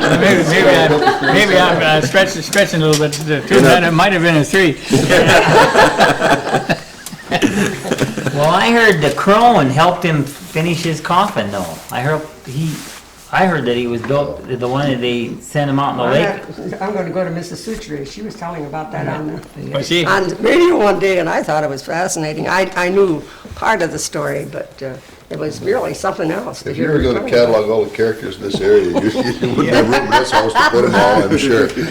Especially Madeline Island. But he was a boat builder. Did you build your own boats, Elvis? You said you were working on a boat or something. You just repaired them, or anybody out there build boats? And Oh, yeah, I had a cousin of mine built a boat on Sand Island. That's where I showed you where that canvas was on the barn there. That's when we were building a boat. And, yeah. So, Was it true, Elvis, that you built the boat and you had to tear the barn down? we had to open up the barn, take out there so you get it out. There was no question about I that. heard that just, I don't know, a couple years ago. I thought well, that tear it never down. happened to Elvis. I just couldn't imagine. Might as well tore it down. I can 'cause- imagine building a boat in the basement and having to tear the whole house down. But that was really something else. Yeah, I remember that when David was building that boat out there, that was. Do you remember that? No. Way Sure you back. remember I that, was, well, 37, I was 6 years old, man, I remember a lot of good stuff about that. My memory is as good as Learned a lot of good words from David. You were We talking weren't about married it, yet, and and I came out the island, and we went up to your house, and Freddie was just a baby. He was up there when Avon was there too. Oh, well, that's afterwards, yeah, that was when we had a party up to Alma's. Gosh. I learned a lot of good cuss words from David. He'd bury some of those square nails and you have to get them back out again. And I learned a lot of Norwegian words from him. I'll bet you're tired. Well, Fred, what are some of your memories of the island? How long were you there? When did you leave? Well, it all depends. I was born in Minneapolis. And we came out there, I guess I was about a year old, roughly, I guess, when we moved back. Oh, you weren't a year old, you were. Well, whatever. Just a few months old. It makes no, Didn't never remember it. mind. I don't You didn't remember, I don't remember. remember it anyway, but anyhow, So you're a baby, you're out there. yeah, I stayed there, well, we stayed there year-round until I started school in 37, and, I remember a lot of odd things about being a kid out there, small child. And I was talking to Mother the other day about one of the times, I remember going from the Hanson dock over to Elvis's place there when Bill Noring was coming in. I was a spoiled kid, I was the only kid on the island at the time. And, I guess he saw me running along the bank. I could tie up boats and all kinds of stuff when I was about so high, and he slowed down way up out in the bay so I could be at the dock before he catch the lines, so you don't think I wasn't too bad spoiled. And I think the reason I remember this particular day is when I was tied up the lines, I fell into the lake, and I can remember Bill Noring carrying me from Moe's dock over to the Hanson dock, or that's where probably where you were.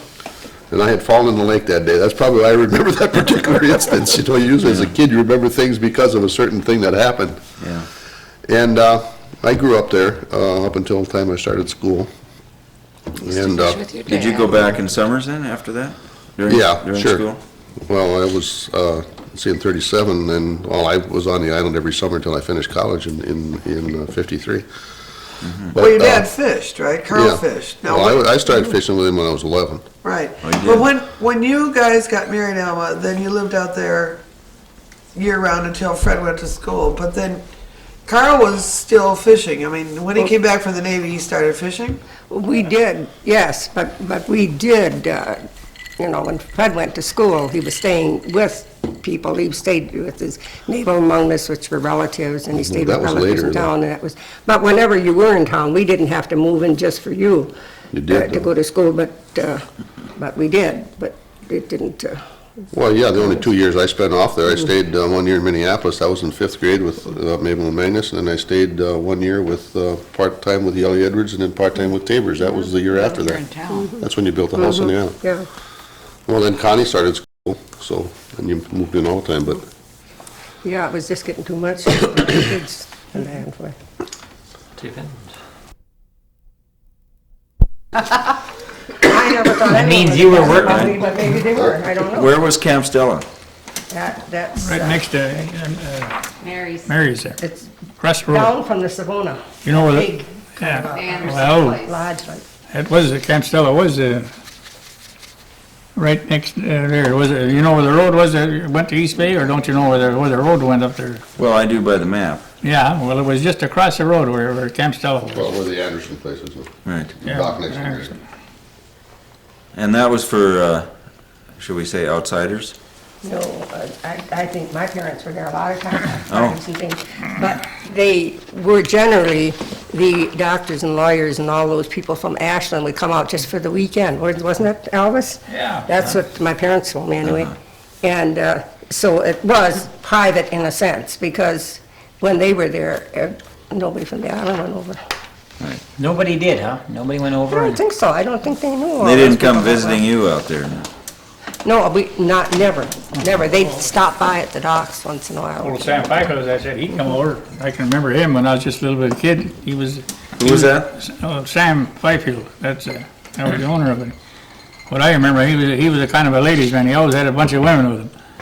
And they'd come over, and of course my mother, of course, we had the farm, and she had buttermilk, and they were crazy after buttermilk. And of course that was 5 cents a glass. Boy, that was really money. And he'd be there getting buttermilk from my mother, feeding all the girls he had. I don't think any of them was his wife. Don't ask. he was the lieutenant governor of Wisconsin, and then he was editor of the Bayfield paper for a while, and then Ashland paper, so he was one of the most influential people in this half of the state, really. But I never knew that about the fact that there wasn't any too much camaraderie going on Well, there. even though when Well, all I know is that my parents were there. there wasn't a whole lot of mixing though, even when I But was a kids were kid. not included in I don't anything remember in going those over days. there that much. Really? Maybe your family did when the Hills were there, but Well, they when, had that little store there, you know. We used to go over there and buy Cracker Jacks. But you were there, was that before your time?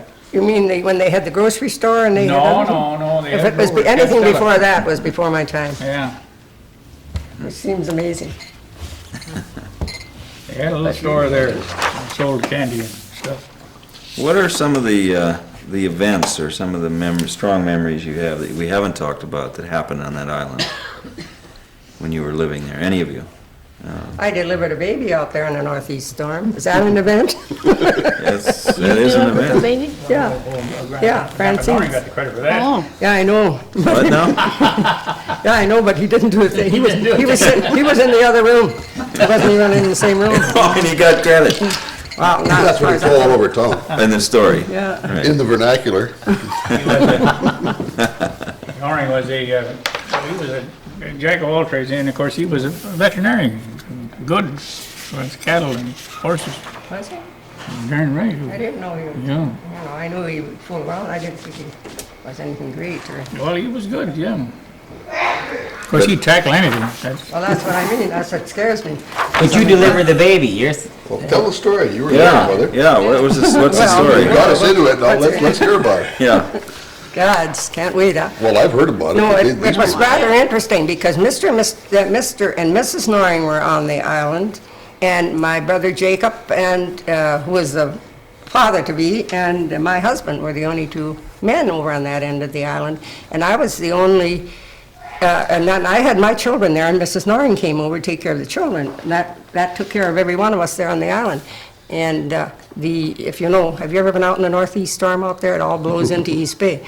Anyway, my brother and my husband couldn't leave from East Bay to go over there, so they went over to Mary's place to get Carl's boat to go over to try and get a doctor, a midwife or something. So when they got over, my brother called his doctor, which happened to be my doctor too, and he says, "Do not worry about a thing. Alma will be able to take care of it. She will not have any problem." So I said to Jake, "Did you feel assured that I'd be?" He says, "Not at all." And I said, "Well, when I hear it, it scares me." Anyway, that's what happened. Then I went over there and I put on water. The house was small. I had one of these big canners, if you've ever seen one of these big things, full of water. That's what Mr. Noring did. He got water because Jake hadn't been able to get water. The water was all Muddy. and muddy. So I had that full of water, and I was sterilizing everything in sight. So, well, no problem, really. The baby was born before my brother Jake got back, and my husband, and everything was just great. But, You never did figure what all the water was for, though, did you? well, I figured it was for steaming up. well, that's what they always do in the movies. That's You exactly right. They always have water. They always, in any story that you're reading about the birth of a child, there's always water. Boiling water. Boiling all What to do over. about it, I wouldn't know. Well, I says to Francine, it's all of us, might as well give you a bath. I sure got plenty of water. But it's funny when it turns out well, but, Well, I know you've told me this, Mother, I don't know if maybe you've forgotten it, but the only thing that Mr. Noring ever did, he told Mother whether you tie the cord and then cut it, or cut the cord and then tie it. No, He said no, you tie it twice and cut it in between. He said he knew that much. you got it all right. He didn't even ask me that. I asked him because Well, I however. wasn't sure, because everyone always said to me, you cut and tie, and it didn't make sense to me when I was faced with the entire situation. I thought, now this is going to be ridiculous. If I cut that, how am I going to tie two ties without the blood flooding the whole bed? So I went and I asked him, I said, have you ever been in a situation like this? Do you know anything about it? Which I had children, but always in the hospital. And so I really didn't have any idea, but I did know that I should not cut that cord and not being able to tie it right away. And we had no clamps, we had nothing out there. So that was the thing, so I did the right thing there. Sterilize the string and tie I it. had the string and the shears, scissors, everything sterilized, I don't know, and they're boiling for hours. So. And then I had it all in the oven on sterile towels. I mean, a hospital would never be as sterile as I would. But it was a boy. experience, I can tell you that. It was just different, you know. Jeepers, I wouldn't want to be in that position. And Francine said to me, gee, I said, well, it's all over with. She says, I just had absolute confidence in you. I said, I'm glad somebody else did, because I sure didn't have any confidence in myself. I said, I really didn't. I had no idea what to do. Yeah. The subject is storms then. If you say you're on East Bay and the nor'easters are coming in Yeah. facing you all the time, you must have just been exposed to some of the most fanatic weather and wild weather that anyone would ever see. Well, kind of, but there You, was, a lot of damage to your docks and houses, piers, or boats, or well, there was, always was some damage to something, you know, if we get a. I wouldn't say always, but a lot of times. I have a little anecdote that might be of interest. They used to make a little moonshine out there. I can vaguely remember just as a young child coming out in the kitchen on a winter night when my dad and my uncle Jake were sitting out there. They had the old copper pot on the stove, you know, with the gooseneck and the coil and the whole bit, you know, and the kitchen was pretty warm. They didn't steal all the time, I tell you that. And they were cooking moonshine out there, and I was just a kid. I guess I must have been 13 or 14 years old when we moved to the new house, and this still was up at our old house. And Dad says, we ought to have that for a keepsake, if nothing else. So I went up and got the still one day and brought it down to my grandfather's or my uncle's dock at that time and put it in the fish house. And I was going to go over with the boat. I was running fish tugs when I was 12 or 13. Excuse me. And before I got over there, we had a big storm and washed the fish house off the dock, and it still is out there somewhere in the bottom of East Bay. We don't know where it is. That's where it is. That's where it ended up. We lost it with the fish house on the dock, which is kind of. That was funny too, because Thorny that had one, whole too. dock, everything just lifted right up the water. That's right, there wasn't a tavern out there, was there? Bill Palm was the one that got them out of Chicago. And he was down there. I suspect so, I don't know where anyone I else. remember as a kid running the capper when they were making home brew. I'd run the capper at the cap machine. Dad was siphoning and Jake was handing me the bottle and I was operating the capper. I would have been more than 7 or 8 years old operating the capper on the old home You brew. were really spoiled. Oh, yeah, I know all that good stuff. I know all that good stuff. Story about where your dad was cooking syrup on the stove. That was Nori. Nori, well, Oh, but syrup, you're talking about moonshine now, that wasn't syrup. no, but you But I come there, you know, and there, and he had the curtain dog pulled, you know, and of course I rapped on the door. Come on in! Of course he saw me coming, I suppose. I went in there, here he He was was. making coloring for the booze, because it comes Yeah. out white as. That was another story. I never forget that old Bill Palm was staying down our camp there. They were one winter there, you know. And of course, my dad furnished all the groceries and stuff for him, you know. So my dad came in there one day, you know, and here was old Bill Palm there by the stove there, browning sugar. So my dad says to him, "What are you doing there?" "Oh, the damn kid's got me making candy now." He was coloring, burning the sugar, so coloring for the moonshine.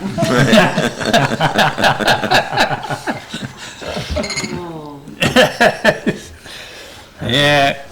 Well, I used to do a lot of moonshine cooking in the wintertime. That's when they had snow to cool the coil, you know. You didn't just go outside and get a little more snow, put around the coil. If, like I said in that book, and you're reading there, it says cooked every once in a while. They weren't cooking, they were cooking moon or what they were cooking. I was wondering what that meant, yeah. When I read that, I thought, gee, they weren't cooking that, they weren't making booze that much around there. Or were I they? bet you they did. Well, they weren't drinking that much. Well, it didn't make much of the batch. It was only about a 4-gallon still, you know. I didn't Fred last. made up? What? Is this the book your dad, Fred Yeah, made up? that's right directly Your from dad? my dad's. Well, say, I want to know about this guy Jack O'Day now. Anybody know what? Oh, well, he was Bayfield, you know.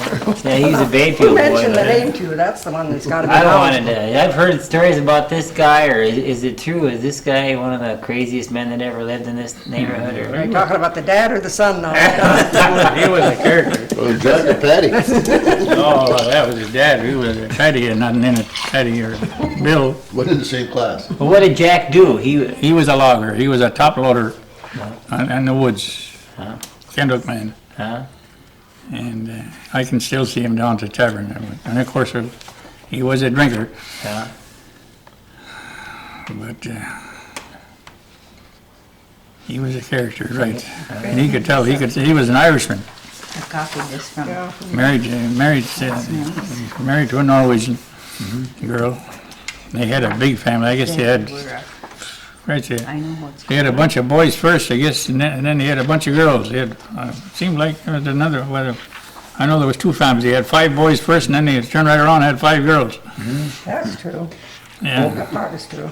Was there ever any rub between, you know, the Irish and the No. Scandinavians, or any No. trouble up here at all like that? Because No. sometimes there were in those early days. No.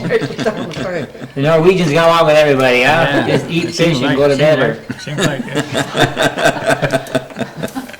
No, there was That really, order. as far as nationality was concerned, there was no conflict at all. Fred Hanson thought everybody was good but Englishmen. Well, that's right, with my dad, maybe I shouldn't say that, but Oh, no. my Say dad that. always had no So the Norwegian- use for the Englishman. Is that And right? I can remember in World War I, my dad, for England when they started, but of course, as soon as the United States got in, well, against Germany, he thought a lot of the German people, because they were smart people, there's no question about that. And so he had quite a time there, but of course, and my uncle, he was for the English, and boy, he used to carry on there. I had a lot of uncles in there. And, so that's the way that was. Well, there were some political discussions on the island. I mean, people were involved in, there must have been yin and yang and black and white and a lot of arguments. I can remember Louis there and Edwin Johnson. Yeah. And of course, he wasn't much I better. wasn't there, but I heard about it. You heard about it, eh? They had these Liberty bonds. They were buying Liberty bonds, and of course, Edwin Johnson, of course, he was a professor. And he was teaching school there, and we had a party at the schoolhouse, and we were buying Liberty bonds. And of course, everybody bought Liberty bonds, but Louis, and of course, he said he had enough. But of course, he was working for the Lighthouse service, so. But boys, oh boys, Edwin Johnson, I can still see him, and boy, he really got mad, and boy, he was gonna trim him up, but I don't know what happened afterwards, but they were carrying on there. Well, 'Cause I bet you one of them was buying and one was selling. Yeah, that's right, that's right. I don't think Edwin Johnson bought any either. That's what I'm, that's the one thinking about too. He was one that would raise a lot of ruckus, but I don't Yeah, think. he was face, I can still see his face was redder, and Somebody That's had one a tell that's one I about the- missed. that's when you missed, eh? Yeah. Well, you were pretty young for that. Oh, the fire, yeah, well, that's I pretty much just heard it from my documented. parents. They talked Yeah. about it once in a while. But most always, when they didn't want me to, or any of us to understand what they were saying, they'd speak in They Norwegian. talk Norwegian. Yeah. Yeah. But my And folks- they would have been amazed if they knew how much we understood. Yeah, my folks couldn't do that, because my folks talk Norwegian to me, and I answer them in English. Amazingly enough, They wanted to a lot of to learn the English. And people of course, talk. of course, when I started school at 5 years old, I couldn't talk a word of English. Of course, my folks had only been here for 5 years then. So, that's the way that was. So none of you kept speaking Norwegian then as you were My growing up? parents didn't. Very much Americanized. Yeah. Oh, yeah, well, We they're lived folks. in the UP for 30-some years, the Upper Peninsula of Michigan, which is a lot of Finnish people. Right. And I mean, there's kids this high talking Finnish now. Well, sure. They still carry it's bastardized Finland, it's, it's all Yeah. fouled up. It's Not not, to it's say not anything. good, I don't mean anything, but old Pete Hanson, he couldn't talk English at all. I don't know whether he could or he couldn't. Yeah, I he couldn't didn't. communicate with him. He I don't didn't. remember. He didn't talk English at all. And old man Laffield too. Well, all he had to do was give me a cookie and he was okay. I Well, didn't care. with me, when I brought milk over there, he always had candy. That's what I'm saying. He knew Yeah. how to communicate. It seemed like you're talking about another country or something, Sand Island. Well, no, it sounds like, you had plenty to eat, you had good times, you had fun. Nobody must have had much money, right? We didn't need any. Well, didn't somebody want to get money? Nobody I got mean, rich out there, that's for sure. Nobody got rich, but they always had money to get by on. If you needed money, they got it. And people, there weren't people out there whose objective was to get rich. I mean, make money, Well, you didn't have to make money then years make ago. as much as you Well, can. I think Yeah, they're but all there's a lot of- first-generation immigrants, and it was a lot better than what they came from. Right. Yeah. And, they had some flat ground to farm, if you've ever been to Norway, the half that isn't going this way is going this way. Yeah. And it's kind of hard to farm it, and they had some flat ground to farm, they had some fish to catch, and they had, like I said, the money they made was for salt, sugar, coffee, and flour. Plenty of water. And I can remember this even as a kid. And We even had big gardens and we did a Yeah. lot of the canning. garden and- canned. I we still had- remember the cellar houses in the fall where you go around, you'd see the peas, the beans, the carrots, the applesauce, all the various colors all around the root cellars, the bins of potatoes, rutabagas, carrots, cabbages on the ridgepole, squash. You name it, they had it canned. Meat, fish, they had their own animals, they had fish to catch. They lived lived well. They maybe didn't, they weren't rich, but they lived well. Lived well, that, no. I don't think anyone ever went hungry. No. Never even heard of anyone. If you did, it was being your own fault. Yeah, Yeah. And every time you came to some place, you always had something to eat. right, And it was now, so That was a funny. custom, that was a custom. It really amazed me, you know, Elvis, after I was grown up and cooking myself.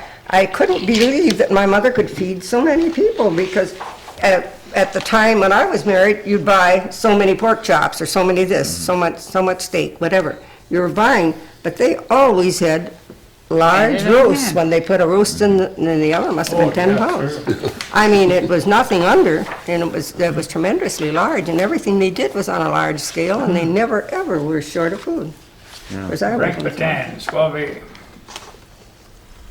Well, I thought I always grew up in the best of two worlds. I had a good sampling of the old country ways, because most of the people, my grandparents, and to a degree, my parents were, well, I was a third generation American. But they still had the old country ways. When they made all the old Scandinavian dishes, they made the silta, they made the You're talking about head Grandma and cheese. Grandpa now, Anybody not me. out there, oh, you did too. I did one year. And they made the Scandinavian goodies and all this type of thing. And I had a farm-oriented background. I had a fishing-oriented background. I had a lot of fun things to do as growing up. right. Because I had, whole different series of things to do. And to me, like they say, the island was a great place to live. You never lacked for something to do. As a kid, you made a raft, or you went skiing, or you Yeah. just walked on the ice, or And what did you end up doing, Fred? What is to make? I was a fisher biologist with the Fish and Wildlife Service, working on sea viper control for 30 years. I was a pilot in the Air Force. I was all kinds of good stuff. I got paid for things people were paying to do. Right, So I thought I lived a fun life. Mari didn't think so, because I was gone all the time. But and now you're back here in Yeah, Bayfield. Now, do retired. all of you live in Bayfield currently? Yeah, So now you're in this town. Now, what do you feel about this town, Bayfield? changed a lot. Well, for the better, for the better. I like it. I just am excited over the election now.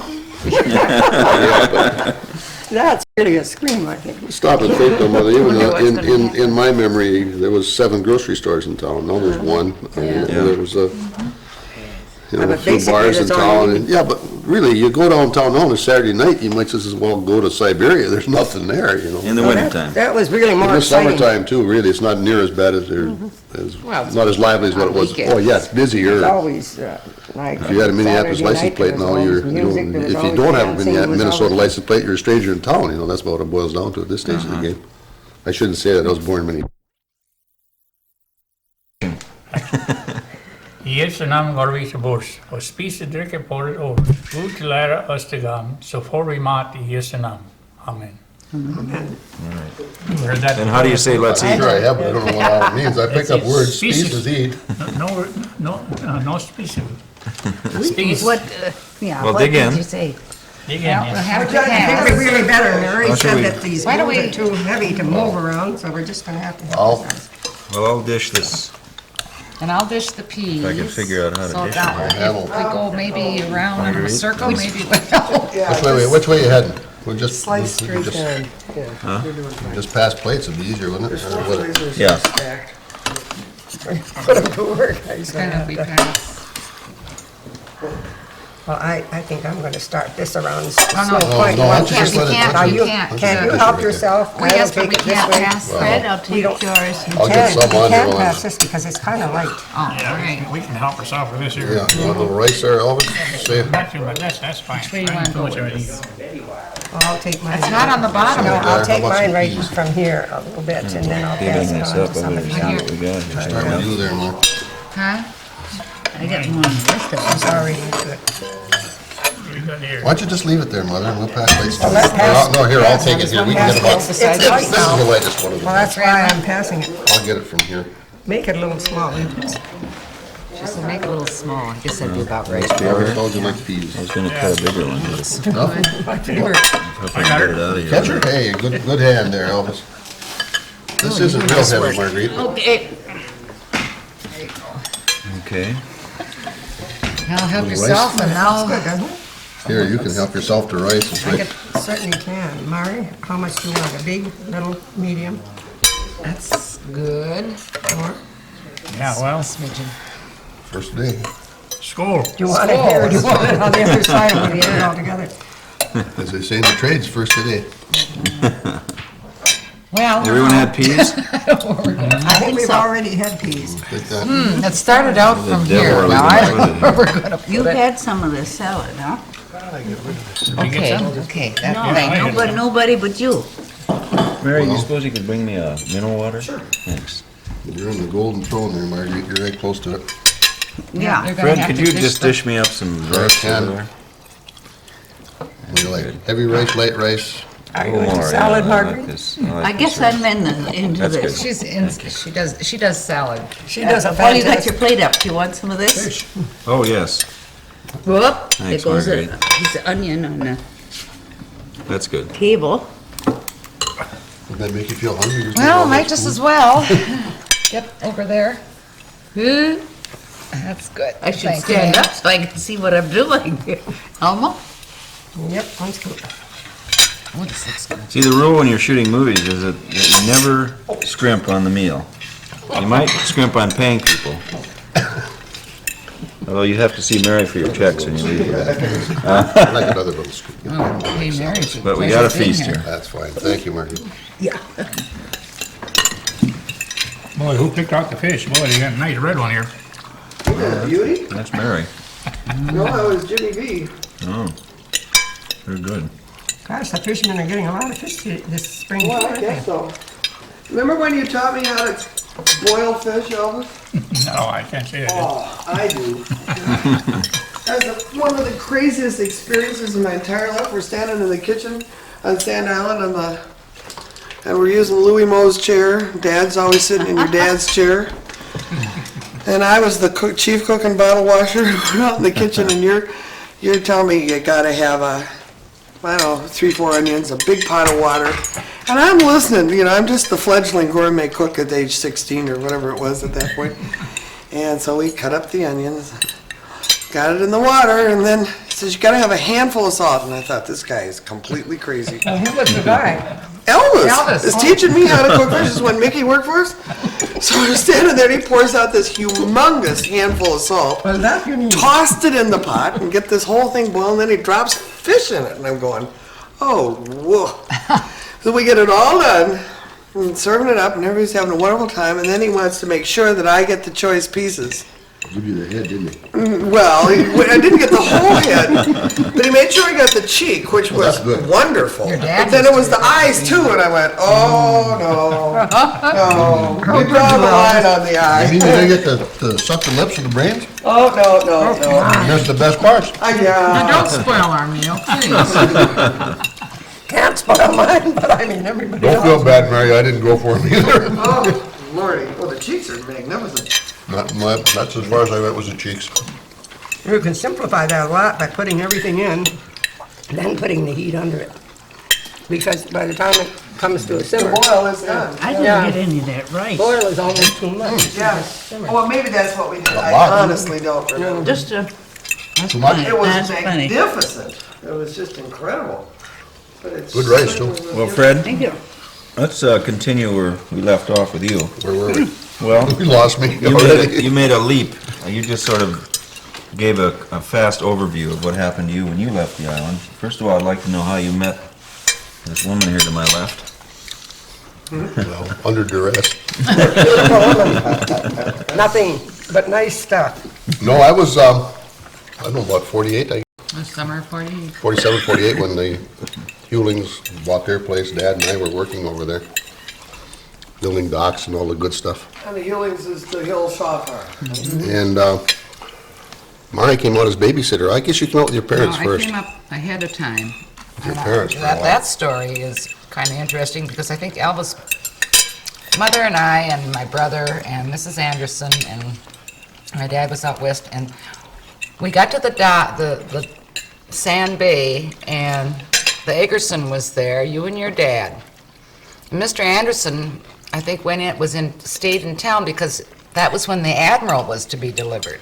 And it wasn't there on time. We were was, originally supposed to was in go, water. but it was in town. And so you and your dad took us across. That's how we Me and your first mother met. and Kitty, and a load of dirty old stinking gill nets. Yeah, right. The first time I'd ever been on a fish tug. It smells, but How old were ever you? since, hasn't it? Let's see, 48, I must have been 19, 18, 19, somewhere in there. And you get off the tug onto this island. Yeah, well, of course, I'd been there prior to World War II. Once a summer, for about a week, my folks and another family from Bayport, Mr. Anderson was kind enough to let our family come up and use his place. Right. So as a kid, we were always anxious to go up and swim in the lake and build rafts, but we stayed at what you call Camp Stella, but which is now was Anderson's place. Right. But then when the war came along, why, gas rationing and shortage of rubber for tires, so 48 was the first time I'd been back there since I was a youngster. You get onto the island, and when did you lay eyes on? Well, I met him right there on the tug. So Right he was there? with Oh, his on the dad, tug. Oh, yeah. it wasn't even on the way to the island, this Yeah, all right. started. He and his, Oh they my were in there. God, what am It was I a doing? rainy day. I remember that, and they were in their slickers, and I thought, oh my God, what is this? We're And what was your impression? No, I didn't pay that much attention. I was working at the time. We were washing nets, so I knew she was a young gal about my age. Don't let me know that you don't belong to your dad, for God's sake. Well, that was just young, attractive I lady mean, there. if you I mean, ever what missed the heck? any nice-looking woman, I don't know where it was. I had old harem out there for a while, you know. I was simply kind of, I don't, there No, was we girls didn't, all we over the didn't place. start dating No, we until didn't the go together for a following long time. summer. Yeah. Oh, Because you I were see. chasing Mary Ann Cummings around that summer. Right, Mary? Yeah. So it was the next You don't know what summer. it is to be in ecstasy. You're out on this island with four nice-looking girls, you know, and now you're the only guy there, you know. What could be sweeter? That's right. The only thing is, Mari was the only one that came back. And, well, we went together for a couple of summers, I guess, and then I went to college, and you were in college, and we kind of drifted apart. And I was going to college up in Superior, and working on the islands in the summer, and I can put the blame on her. She came up one weekend with a bunch, and she called me at work, I was in Duluth on my way up and to that kind of Grand started Marais. things. We didn't see each other or anything. We No. just talked for a while. So And then- I don't know how we ever. But then Things you. worked out after I that. I called to see how you were in the family and so forth, and then a couple weeks later, here was a letter at my address in Minneapolis from you. You know, and he invited me up Why, you were to, bold. yeah, invited me up Boy. to a dance up at school or something. I can't- Well, whatever. But That's anyhow, we got the ball rolling. Were you headed for? we ended up getting married anyway, and Where did you get married? In my Bayport. hometown, In Bayport. Bayport. In 1953 when I got out of college. And we worked that summer on the island. We honeymooned in the Savona. Yeah, How could you beat that? yeah, right. What was your wedding present? One of them. Oh, one of our wedding presents? You got me. The school. Wasn't that your wedding present for the dog? I lost you, Mary, I'm The sorry. school. Didn't you get the school? What was left of it? No. Oh, I thought that was your present. That was the folklore we kids No, had. that was, Oh, that was, yes. I was stretching the truth just a little bit. oh, okay. What you talking about? No, Mel was gonna give us a piece of property that we Oh, never that's did. what it Oh, was. yeah. But he never We never did get it, which is neither here nor there. Well, we kids thought that was the most romantic thing we'd ever heard now. Oh, yeah, Really well, just a beauty. there's all kinds of good True. stuff out They- there. They didn't choose the spot they wanted, or they would have had it, Yeah, oh, okay. which is a mistake. But anyhow, we got married, and then I went in the service. Spent about 3 years as an airplane pilot in Texas. Came back and went, got a job with the Fish and Wildlife Service as a fishery biologist on sea lamprey control out of Marquette, Michigan. And they said, that was in 1956. I said, well, you probably spent a couple years here and transfer. Well, that was 30-some years ago. I stayed there for 30 years. I like Marquette And myself. you were Worked really on sea lamprey control all that time, which I figured, to do my bit. I enjoyed the fishing, I enjoyed everything about it, and that was, I guess, maybe my way of repaying what I could. And I enjoyed the work. you In know. essence, that's what What a, yeah, You know, what he was a just a tough small job, kid. right, to get, He said he was gonna do those something. lamprey were a in huge conservation. problem. Yeah. Don't they? He was just, 3 or 4 years old. And in essence, that's I don't know what, where I mean, he probably even knew how to pronounce it. When did the lamprey No first conservation get thing. spotted in the lake? I mean, when were they a problem? Twenties, early thirties. That early? They were here, they weren't a problem till around 40, well, up here, they weren't anywhere near what they were in Lake Michigan. Late 40s. When did Between they- the overfishing during the war and the lamprey, that's what kind of shot Lake Michigan, Lake Huron. 55 was the last year we had here, and then they, in 56, they, I think one of the stories that you should tell, though, Fred is, and Grandma, is about how Grandpa's boat, how he lost, that's so sad, when he lost his boat. yeah, that was, must have been something. Dad, my dad, you mean? Alone, yeah. Well, what, do you want, follow Let's this come lamprey back to line a that. little Let's, more? let's just continue on the lamprey, because I'm curious about it, because I know that it's one of the first things I heard when I came up here. Well, How I big of a started in problem they 19, well, it was a darn big problem at the time. The fishing was, commercial fishing in Michigan and Huron was virtually non-existent, except for some of their trash species, you know, the smelt, the herring, the alewife, and God only knows what all came in there. Excuse me. And Superior was still hanging in there a little bit at the time. There was a few lake trout left and some whitefish. And our first initial effort, see, I was about 2 years after the sea lamprey control program started, which basically in the beginning was just an experimental thing. They tried various and sundry devices to stop sea lamprey. And in 56, when I came to work there, they were working on, at that time, an electric weir, a barrier that prevented lampreys from spawning. But that was subject to all the whims of nature and the whims of man and everything else, plus the fact we couldn't get all streams weird that we wanted to, the bigger ones and that type of thing, so it wasn't 100% effective by any stretch of the imagination. And then a real good friend of ours and some other people worked on a chemical control process of something they could put in the water that would just kill sea lamprey, which at that time seemed an insurmountable task, but it worked out. They discovered this chemical that would kill sea lamprey amicetes, or the small ones. And that was to been about in the early 60s that program came in. 58 or 59, I think, is when they first started the first experimental treatments. And then that became the accepted method of control, that we would go out and treat these streams with this chemical, and it would kill all age classes of lamprey, which included up to 15 years of lamprey that lived in the streams. So we got them down to about, we had 95 to 96% control. In other words, we could never get them all, no matter how we did it. We would like to, but we would probably never will, or never would. But we got the lamprey down in numbers and the lake trout back, so that's why we have some fishing out here right now. And quite proud of it after all those years. Boy, that was a tough job to handle. But they It still was a keep. big mother, I'll tell you that, when you got all those lakes. You talk about the St. Mary's River, the St. Louis River, which are still problems, but They're gonna be treating up in this area this spring. next couple weeks. And that chemical doesn't hurt the other stuff? Well, it will. You want to put enough of it in, you can kill most anything you want, but it's a matter of control. And it's biodegradable, it's environmentally acceptable, and as far as we know so far, they haven't developed an immunity to it, which has been kind of unique. But there's always places we're finding more lamprey. The less pollution we have, the more lamprey we get. Good. So you clean up pollution, then you get lamprey in there, so. You're damned if you do and damned if you don't type of situation. Because I know that the Great Lakes have been cleaned up quite a lot. Lake Superior is, Well, Lake Superior was always pretty good, but, It's Erie that was so bad, wasn't it? yeah. And that's come back along. Well, Quite Erie, well. Ontario, anything below Lake Erie anything below Detroit was pretty bad. right?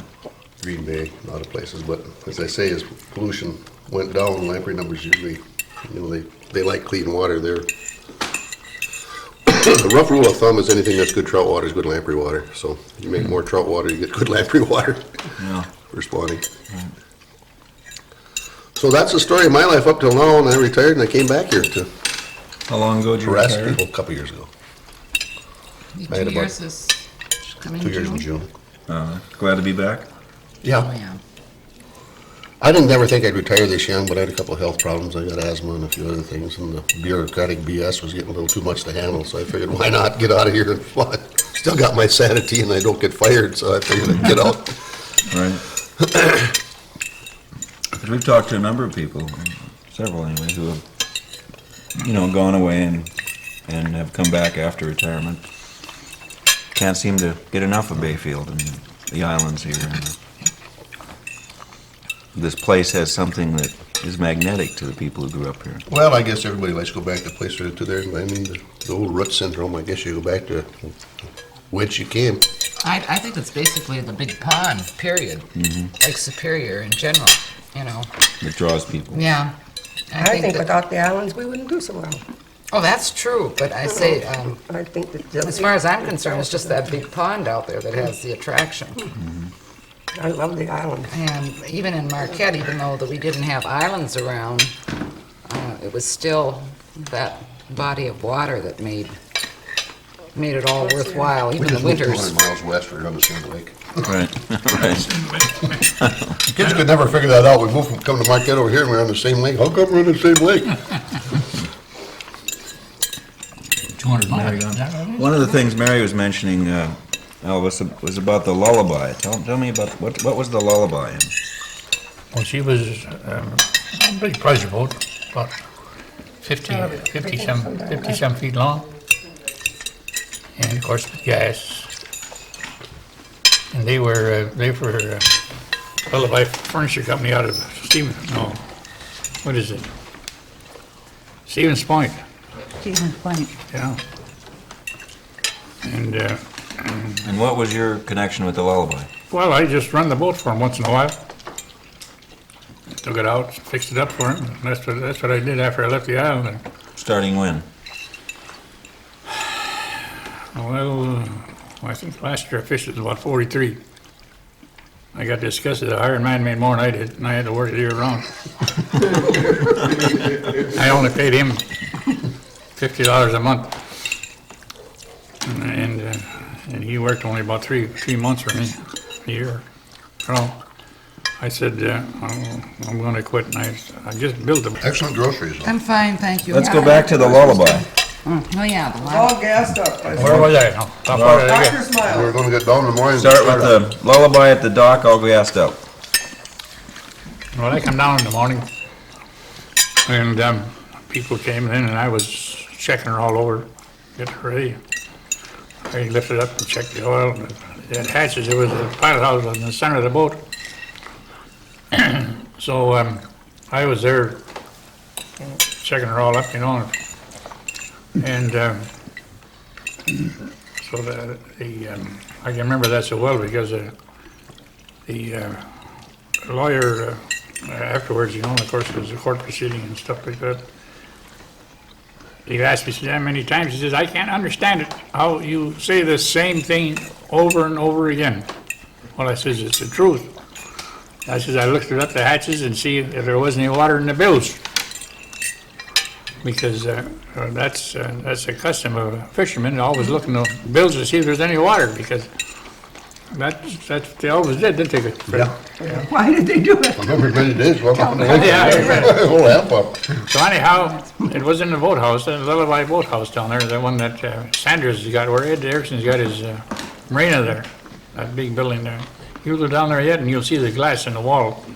It had a glass pilot house, windows all around, So I had her untied, and everything ready to back up, and I just pulled that little lever to put her in reverse, and wham, I wound up down between the two engines. That's when I woke up. What happened? He just blew, that's all. Blew that top of the boat. The boat was nothing but junk when they sold it for junk, I guess. And that's what all happened. Then I wound up, and then I tried to go to had the house all locked up, so I got out of the boat and started to get to the front door, and I made it halfway, and then I passed out. There's where they found me. after the people came, and then they found me there. I'd passed out then. Isn't it amazing what a person can do? Remember, you get Marguerite to tell the next part of the story. Well, I was making jam at the house, and I heard this great big boom. I didn't know what it was, and I ran outside the front door and down to Junior's at that time. Yeah. They said, "It's the lullaby." I thought, it's finally happened, because he was always kicking about, what was it, an ether stove, wasn't it, in there that they cooked coffee on? Kerosene stove. And he didn't like that, and I thought, it's finally happened. So I started down the road then, and I met some other people coming up, and they said, "It's the lullaby, and it's blowing up. Elvis is hurt, everybody." So I took off across at that time it was the old ballpark, and I took off down there. And I got to the front of the boat, or the front of the boathouse, and they wouldn't let me go any farther. They said, "Well, Elvis is in here." So I went in there, in the front of the house, not where the boat was. And I think it was, what's his name? Then, No, he was there, but Palm, you was talking about him today. No, Madge, Walt Lindquist. He got a hold of me and he says, "You can't go in there. You can't go in there." So anyway, I could see Elvis laying over on the floor, and Ben Wasco was at his head, and he was there. Of course, he was out. And then the next thing that I remember was Merkel, the ambulance driver, yeah. said, And mortician. yeah, we're taking, You got business both ways. we'll take him to Ashland. So he says, "Come on, you're going with me." Well, here I was. I'm making jam. You can imagine the shape I was in and the outfits. And so I went in the ambulance with Elvis, and they had Jack Prentice in there too, that he was hurt. He was on the top there, well, he had the soft bed, so they put me on the floor. And the only thing, You weren't as bad off as you thought. yeah, the only thing, all the way over to Ashland in the ambulance, he kept hollering, "You gotta call Ed." It was Ed Erickson. "You gotta call Ed to tie up the boat." Because the boat was untied. They Yeah, took all well, the- there was no boat to tie up, But he kept saying that all the way over to Ashland. Well, we got him over there, and the doctors, of course, took over. Well, I was there for quite a while. Finally, I decided I had to go and get something to eat, and I walked outside of the hospital. That was the old Trinity Hospital then, and Mrs. Bigelow. Biglow, Dr. Biglow, used to be a dentist here in Bayfield. She was watching. She sees everybody that comes into the hospital and whatnot, and she knew it was somebody from Bayfield because all of the guys that had come and helped him in. So she hollered at me. She said, "Oh, come over here for a cup of coffee." And so I went over there, and she fixed me a cup of coffee, and I just kind of calmed down a little bit. Well, then I went back to the hospital, and I stayed there for a while. And a couple of my friends came over, Denny Edwards and Alma Wasco. They came over, and they had brought my purse, so I had a comb, and I had some makeup that I could put on. And they brought me some clothes, and so then I got straightened up a little bit. I felt more human. And finally then I did go home. They took me home with them because I went in the ambulance. Well, anyway, when I got home, I decided I gotta go down and get our car. Because he drove it down to the dock. So I got down there and I went in to look at that place. Well, it looked just like it was Christmas. It was just crystallized, all of those big, the wall, all the way up to the ceiling, you know, from the glass. And it just sparkled. So then I was going to go get the car, and here was Lindquist again. He said, "What did you come down here for?" I said, "I come down to get the car." "Oh, you can't drive, you can't drive. You know, so I said, "Well, okay." So he took my car back up to the house, and then he had to walk back to get his car. Well, as soon as he was out of the way, I jumped in my car then and went back to Ashland. And anyway, he was there for 2 days, and they decided they had to take him to Duluth. And so then we went to Duluth, and then he was up there for 3 months. 3 months. Was this when you broke your legs? Was that the time? So Some other things. Huh. it was quite a thing. A person can go through Yeah. so much, and you wonder how you can do it, but when it comes that you have to do it, Yeah. you just automatically do it. Of course, here I had all these 5 kids and whatnot. They didn't enter my mind. I mean, everybody what you just have came to in, do, they yeah. just took over. Yeah. Yeah, I can remember the only 2 guys that come to me and said, "If you need any help," was Mr. Anderson Yeah. and Mr. Buer. He's from Eau Claire. I don't know if you ever met him, heard of him. You heard of him, I suppose, yeah, because they had the What's the boathouse name? The together. second Buer. name? They had the boathouse together. I got them together on that. He laughs. I mean. They had that boathouse for years and years. 20 years. 2 10-year leases. They never met one another. Is that right? That's right. Oh, for heaven's And, sake. Buer died. And then Anderson, but he just get the bills and that's the way it went. But they got along okay, I guess. Yeah, they must have. What other gaps, Mary, do we have in the Sand Island? Oh, God. Thousands, History but here. that's okay. Well, name something, Mary. Well, there's another story I know about. Do you remember any of the times when the hired help at Shaw's would come down in the wintertime and to East Bay, and the pranks they played? I don't remember who played the pranks on who. It was the East Bay gang playing the pranks on the Never. Shaw. Yeah. I have nothing to do with this. I mean, his mother tells a story about somebody, one of the hired men that was a little bit dingy that they went down to East Bay and played cards and got all snooted up, and when he turned around to walk home all by himself, somebody had gotten out ahead of him and put a little pine tree on a sled and got it in the woods ahead of him and dragged the sled along. And this guy's weaving down the road, and he kept thinking he was seeing things behind him. And of course, every time he stopped, the guys ahead of him stopped too, and he kept walking all the way down the road, wondering who was, what was coming behind I him. never heard of that. Only Who one. told you the stories to begin with, then? Mother.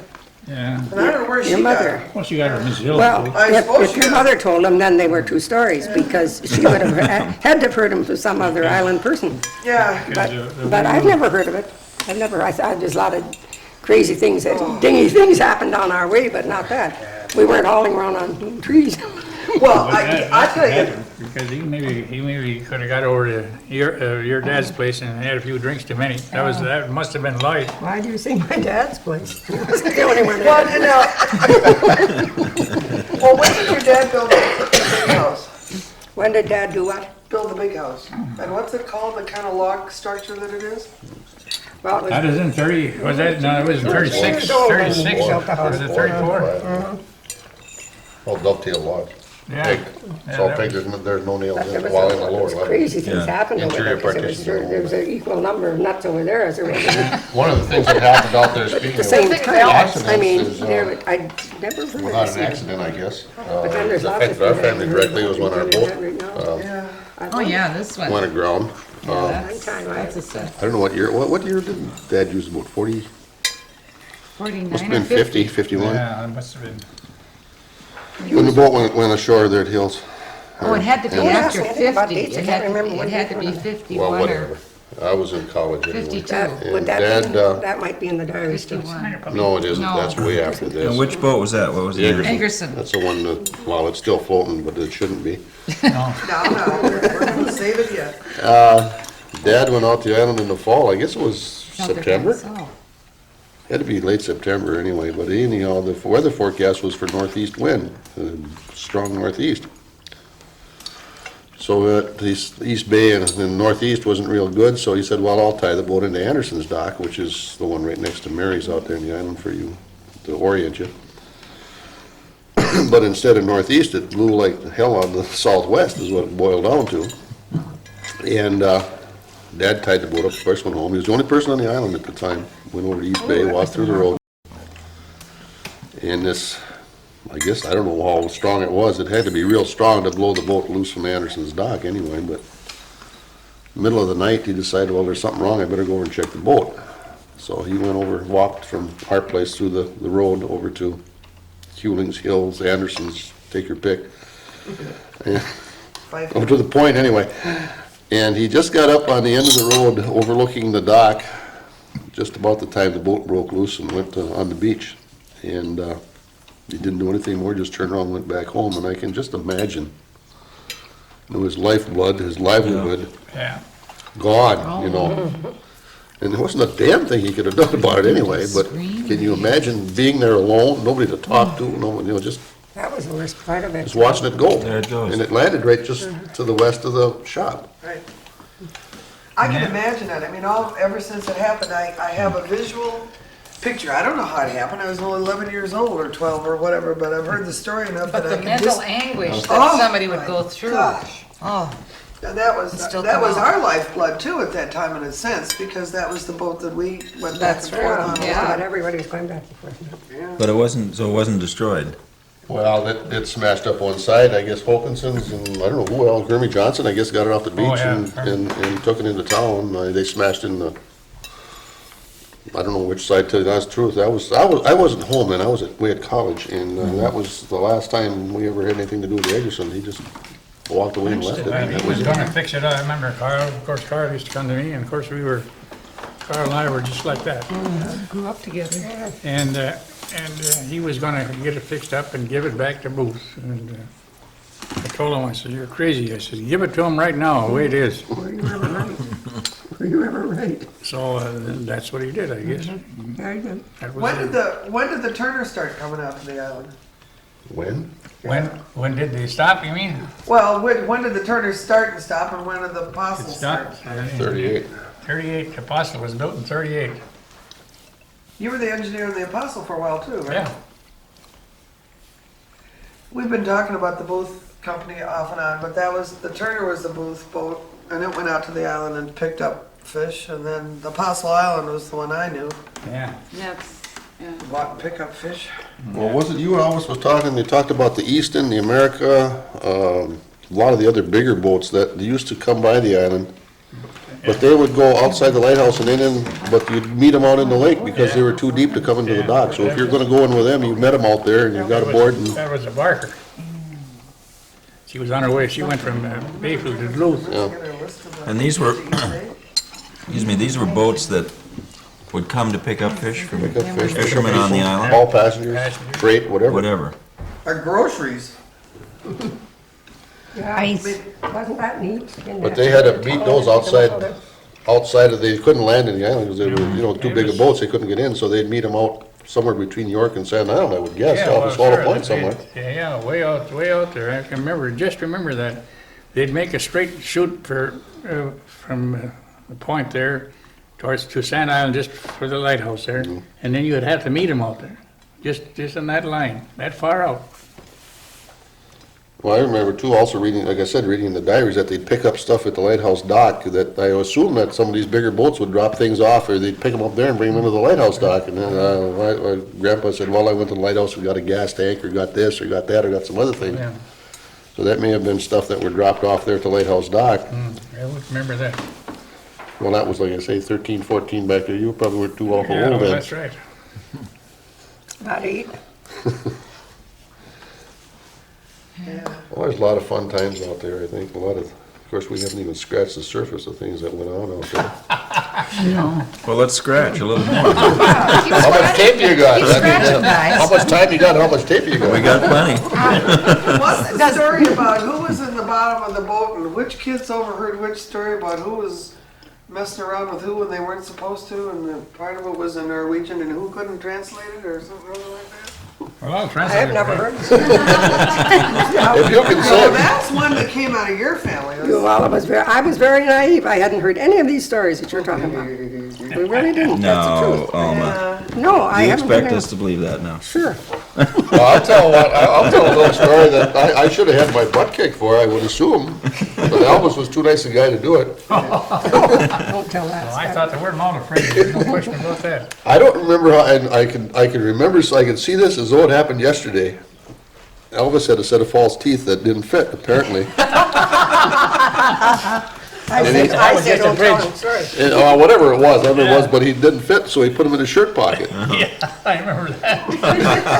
And I don't know, you bent over the dock or something and his teeth fell out. Doc, never found it. And it was blown, it was muddy, and I can remember that day. I can see you and Dad leaning over the dock like this with a dip net, trying to scrape through the sand to get those teeth. And I can't remember saying it, but I've heard that I did say it from my dad, that'll teach you to keep your teeth in your pocket, not in your mouth. Your mouth, not your pocket. He says, what are your exact words? That'll learn you to keep your teeth in your mouth. And I bet you Elvis could have killed him. I think I would have if he didn't. Oh. Well, when talk about the times when you and Mom and Dad and the Johnsons used to go around the island on the exercise.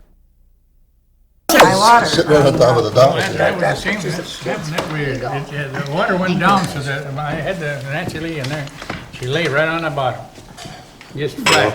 And then the water come up again, and it took the top of the dock right off. Well, you know where the platform was, the corks there. If it had come up another 6 inches, all the corks would have floated off. Well, I'll never forget, I looked out You were there. I was watching it, and it came up, the water came up so high, and went over the dock, and it knocked There's a lot of, the fish house door open. Went in there, and out comes a 50-gallon barrel of gasoline, wasn't it? Yeah, it was empty. And it went end over end, way out into the bay. Guess what?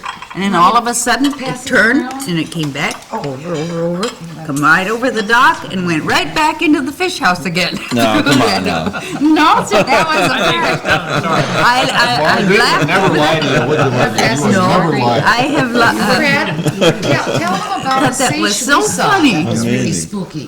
Well, same thing happened, after we were married, right after we were married. Right after we were only there about a week, maybe. Well, we went out there first, the Admiral wasn't ready again, Halvard didn't have the Admiral ready, of course, he never did. So we went out there with, I think Martin Johnson took us over in the old Marvell, and then he brought us back 3-4 days later, whatever it was, we went to town, the Admiral was ready. And we brought it out and tied it up, and the next morning, we had another one of those seiches, and I said, Mike, come on, see this, come on, here's the Admiral hanging on the lines. You know, it hadn't been it was tied up, it had been spooky. rocked on its side. Inside the dock. Well, inside the outlet, Anderson's was dry. Could have walked out and looked around it, painted it if you wanted to, I guess, but then, a short time later, we came back and it was floating above the dock. You know, that's just like a tide, basically, is what it is, but on the lakes, they call it I a don't sage. remember, but you come in and got the Admiral, eh? Yeah, Yeah, because I know I was there, because I had quite a time with it. that was in, that had to be in spring of 53. Yeah. when we got married. Of course, Albert took his time and put it in Yeah, his Halvard legs. never did have that thing ready on time, ever. Well, all he had to do was just put it in the legs. Yeah, I started it up most likely, yeah, I'm sure. because it came, you know, and of course it came here, well, he wanted me, Never hurt you. he wanted me to, this guy that took it here, he wanted me to pay for it. Well, I told him, no, I said, so I got on the phone, of course, and called Anderson and told him, oh, no, Anderson says it's supposed to be delivered. So I told this guy, well, that was okay. He believed me. I know what these are. Sure you know what those are? The Swedish nuts. Boy, they look nice. Put them out in the middle, everybody can grab it. Where'd you get such nice strawberries? Oh dear. Andy Pulaski. No kidding. They're really all over there, no matter which store you go in the whole Midwest here, you're Good. hitting those big strawberries, but they don't taste like that one. No, they don't. Well, they certainly But don't these taste are like good. your strawberry They're jam. good though. But they're good. No, They're, Sand Island strawberries were the best. I just got through telling them that. Well, there's some more Sand Island. Keep going in. It seems like we're missing some things. yeah, we are. Oh, you can We'll miss a lot. scratch a little more here. Out of the blue, it's hard to remember. Yeah, I Think of understand. things.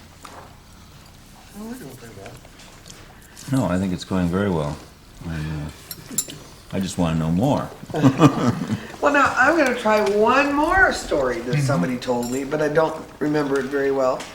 Who was living in what rooming house when Herman Johnson got mad and tromped upstairs? Hallelujah. You want me to tell you that story? Yes, I You do. can figure it that time, Mary. Listen, where is this tape going to go? Right here, it's staying right here. They're rented rooms by the hour. I never told him that. I should have told him that, poor fella. Anyhow, he was out there and he was going with his wife too, then. Who is this? Herman Johnson. The picture that you admired the photography of. And, Sam Bay. So he was fishing with us out the island. Pitla Point was fishing with me, and I rented my boat to Bill and Bill Loring and Herman.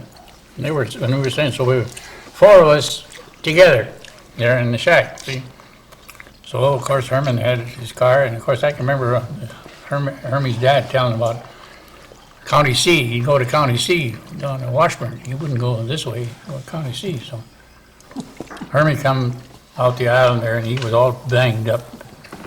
What happened? Oh, he had a car wreck. He was with his sister.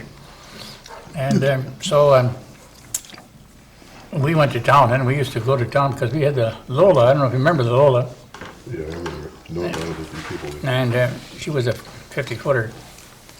So we took a fish in, so I got talking with the guys downtown. Here he'd been with a girl from Washburn. I forget, Dolly. Some gal down the Washburn. So we went to have, so of course we were sleeping in the same room, So I got up in the morning, and of course it was my job. We all had fixed it. They stayed there most of the time, but I always made breakfast. And they made the rest of the meals. Of course, we furnished everything. And so I says to Hermie, who the hell is that Dolly you're talking about in your sleep? Did I say something about her? Yeah. So next night, he grabs his pillow, goes upstairs, sleeps on the floor upstairs.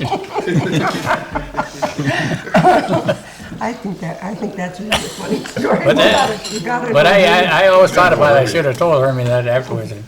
Yeah, but you have to know Hermie to appreciate it. I think one of the stories that tickled me most was when your dad was talking about, The fact that he had two girls at one time. was the amazing. time that he stayed here in town and he crawled, Fred, into the funeral parlor. Well, I was, That was Grandpa, wasn't it? Yeah. Carl. Carl, Your husband. Your husband, Carl. No, they used to, they come to town. That struck me Anyway, so said funny. Carl, I was thinking. Well, he'd come to town and, My girl. I don't know, I don't have any idea how he ended up down there, but he was, He was with one of the Myers boys, I think. well, he was trying to save money apparently. He didn't want to rent Didn't a have any room. money is about what it was. But he ended up down in the old Myers livery stable down on, what is it, south? Cross from there. Of course, they're fixing boats there now. Yeah, down crossing the boat hill there, there used to be a livery stable there. He crawled in there and was sleeping in his wagon. He said, boy, he says, this is a pretty nice place I'm sleeping in here. He woke up in the morning, looked out, nice glass windows around, he was sleeping in the old horse-drawn hearse. Horse and buggy drawn hearse. I think it's Just over tickled me at, when he was telling that. I can't tell, but I've heard it. And, Well, he told me to. he Oh, was, yeah, he I'm was sure. really bragging about what Yeah. a wonderful spot it was. Yeah. It's nice and flat and nothing, it's no lumps here or anything, just as flat as can be. Well, you talk about, Dad told us this in Norway. I got a lot of stuff out of Dad in Norway I never heard of before, but he and his dad used to come to town in the fall and fish for Booth or Solly Batam. Yeah. And they'd stay at the, Peacocks. Well, I don't know what to do. Crawford House. Yeah, well, anyhow, he'd stay there, that would be their room and board, and, wherever they slept, I don't know, must have been one of the back bedrooms, he said they'd go to bed at night and wake up in the morning and their socks would still be froze, they wouldn't even dry out overnight, they had to put on cold socks to go to work in the morning. I tell you, all those houses on those old boarding houses were miserable. You know, you wouldn't want to stay in them for They'd a fish second. they'd fish on the, well, the solid, or on the Turner, I guess, they go up to Eagle Island. And Dad said, I never saw a dime of it, that went to the family, that was family money. Yeah, so, Well, that's the way it was in those days. I was fortunate not to earn any money, so I didn't, nobody billed for it off of me either. yeah. But no, that was the way it was, if the parents Well, he needed used the to money. fish area that for was you, simple for, enough. with you. Well, for- yeah, for I you. know that. What about the time you and Dad and Thor were out in the I'm Alone fishing jaws? Do you mean you didn't get paid either from your dad when you were working with him? No. Gee, I feel sorry for all you guys. No, I really do. I think that's terrible. When you and Thor and Dad were out outside the island fishing jaws that time, and you stove in the bow windows on the I'm Alone? Oh, yeah, Dad tells about that. yeah. Thor Baum said, I don't give a damn, you guys got a suicide pact, he says, but take me back to shore. That was the best man, I had on the boat. He was at the pump all the time, keeping that pump going. Oh, Thor, yeah. That little pump is trying to. But I can remember that when Carl come out there and we got so damn much fish. We were at Eagle Island, and we come in with that time, that special time there, we come in there, and Olaf Edwards, he had a big boat, you know, he come out there, he was laying in at Henderson's dock there. And we come in with a load, loaded right to the gills with that boat, you know, so we lay there a while, and pretty soon, it was blowing northeast, so pretty soon we started out, and we went across the reef there, you know, and boys, oh boys. The sea come over there and just took the windows right in. Of course, that was another thing. Years back, I had regular glass windows in there. They were about 8 by 10 or something like that in the wall there, and it'd always break them. So I says, well, I'm going to fix that. So I went up to Harbor Right, and I got some Showcase glass, about a quarter of an inch thick. Put them in. The next day I went out, and here comes the sea over and took the glass right out. The glass didn't break, but the whole thing came in anyhow. Fred told me a story not too long ago, which I didn't know about, but his Uncle Jake, the story of you and Jake coming from town. Oh, yeah. I mean, how old were you? You gotta tell that one. Maybe. Was that the time he was running around out the island? No, that was after, he'd come that was when they were getting rid of the farm out there. We came in one afternoon, we brought in a hay rake and some other stuff on the back of the boat. And, we were tied up down there by where the Coast Guard dock is now. And Jake liked to have a drink or two now and again, so and I went in with him for some reason. I don't know why I happened to be along, but anyhow, along about 10, 11 o'clock at night, he says, well, let's go back to the island, so. Oh, gosh. We got going, he says, hey, Fred, come on up and steer. You know, he's 10-year-old kid. Right out here someplace, you know, he's about 200 feet from the dock, probably, he decided to go to sleep. Was he bombed out of his mind or Probably. what? But neither here nor there, but it didn't make a difference, he was tired anyway, so he went down and slept in the net box, and I took the boat from here, and then I said, well, we told we'd get the mail, so I stopped in the Sand Bay, tied her up, and went up and got the mail. Somebody Back down, else- got in the boat, and took her over the island, tied up, and then I woke him up and said, Jake, we're home. My God. Wasn't that a clever little boy? Well, no, but you know, those are the things you did. You ran boats. God, I started taking Dad's boat all alone when I was 12 or 13. Oh, When you sure. got into Sand Bay, did somebody yell at you? Ehaws were staying in Hermes' cabin. I went by, they had a great that big monster water spaniel about 9 foot tall. It scared the hell out of me. I went straight up in the air. I was going to get the mail. He said, who's out there? I said, Fred Dolphin down, I'm getting the mail. He says, what are you doing at this time of the night? I can remember that just as plain as day. It's none of your business. And we were just looking at, remember I was telling you, we went to Sand Bay and those big mailboxes out there. I said, that one there used to be Sand Isle mailbox. But the time that Jake left, he was alone and he went Fell asleep. from Little Sand Bay there. And then he went out there and went to sleep.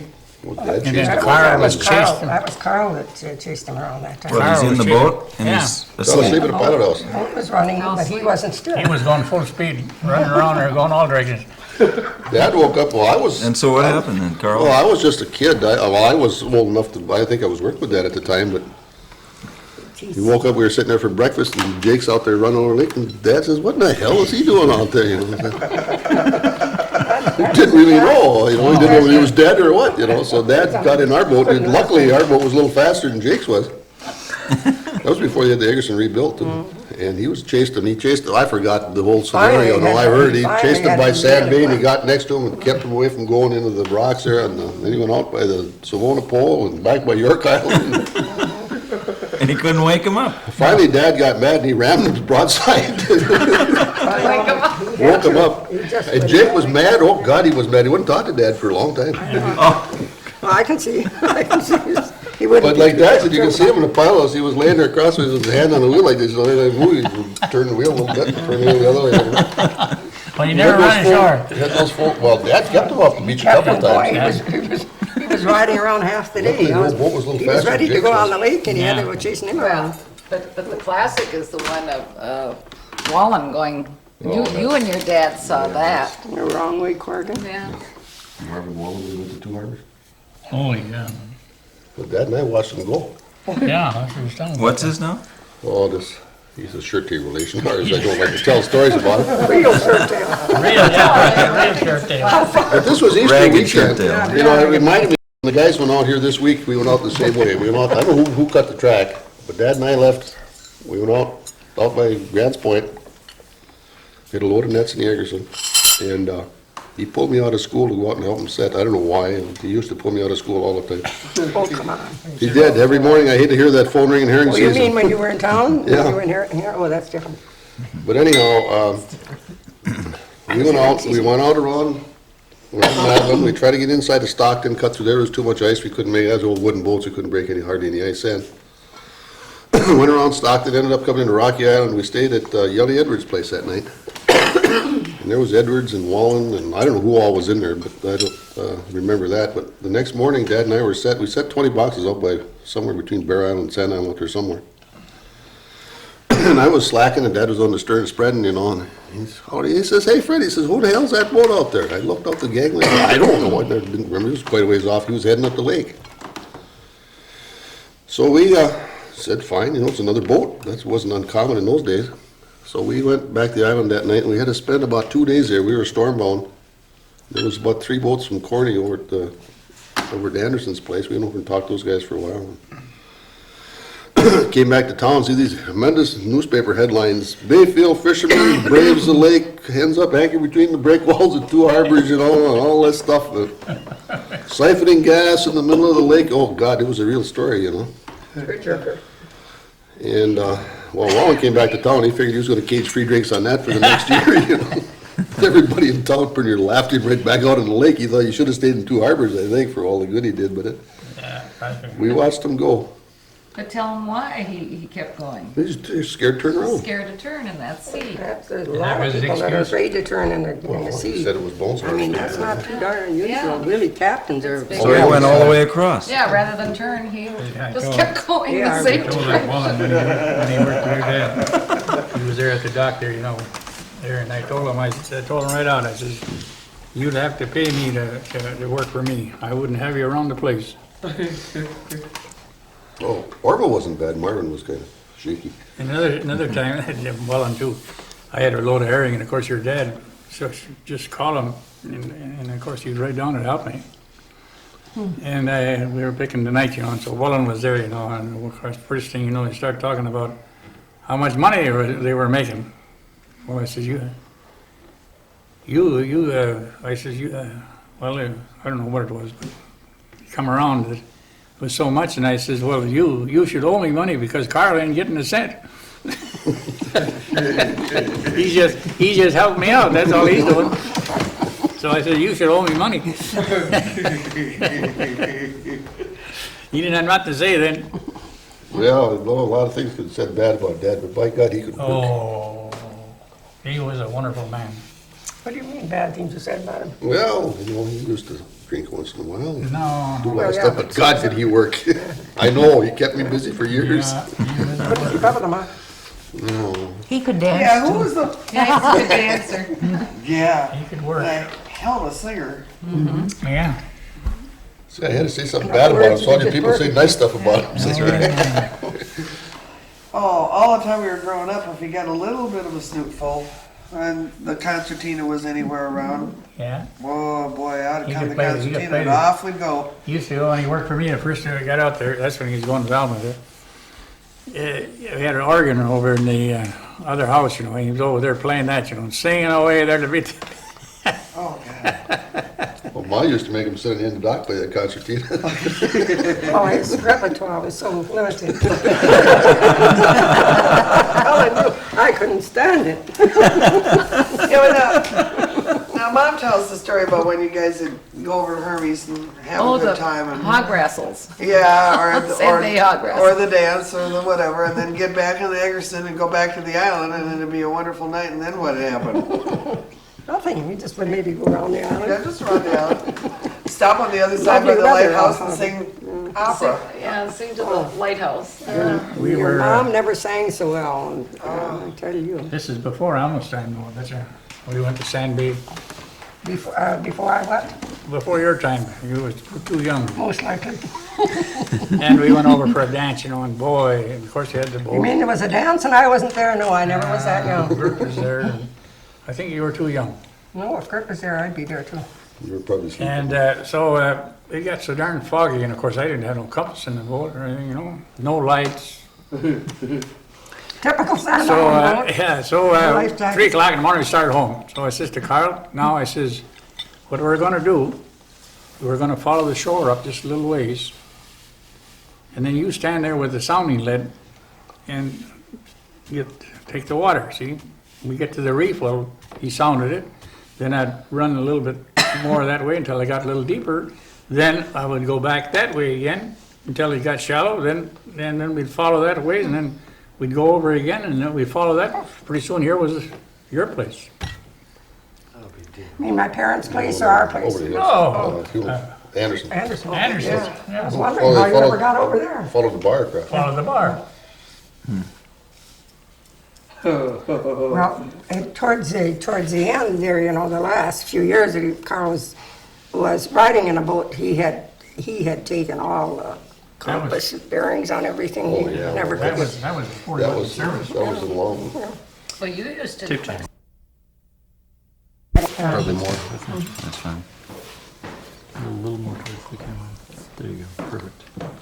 Okay, go ahead. You're rolling? Okay, I'm getting a Okay. picture around that, of our boat there, the old Marianne years and years ago. I don't remember that boat. I remember No, that. no. Okay, this one. Now what about this one here? My mother knew more about that than I do, I Oh, think. that was apparently a kind of a bad snowstorm. This is Mary's place that she's in right now. kitchen. That's her kitchen.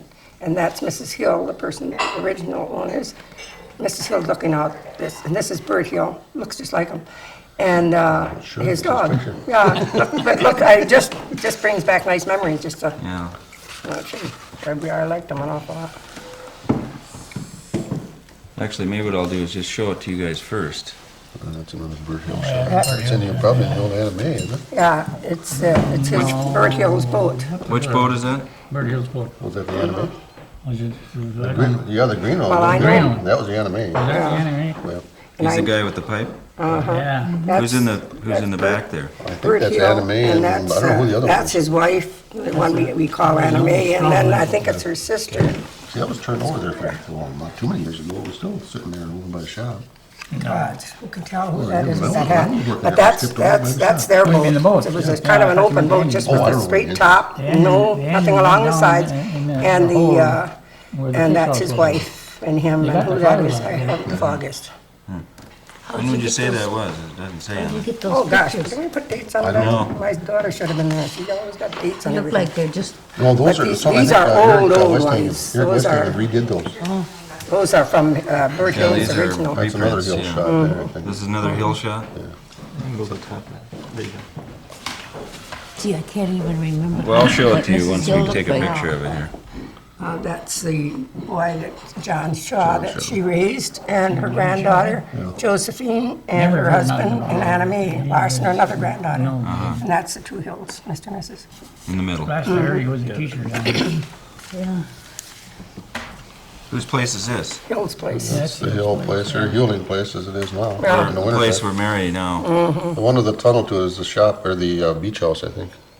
I see that. Yeah, there's And why, well, the snow got that deep out there? Snow and drift ice, God only knows what else. But you had to know Bert Hill too, when he did things like that all the time, you know, he thought it was really hilarious when he'd make an opening like that to get into a door or something. He was really a different type of person. Now, where was this? That's East Bay. Swallow Point, East Bay. That's between the Swallow Point and the Hanson place.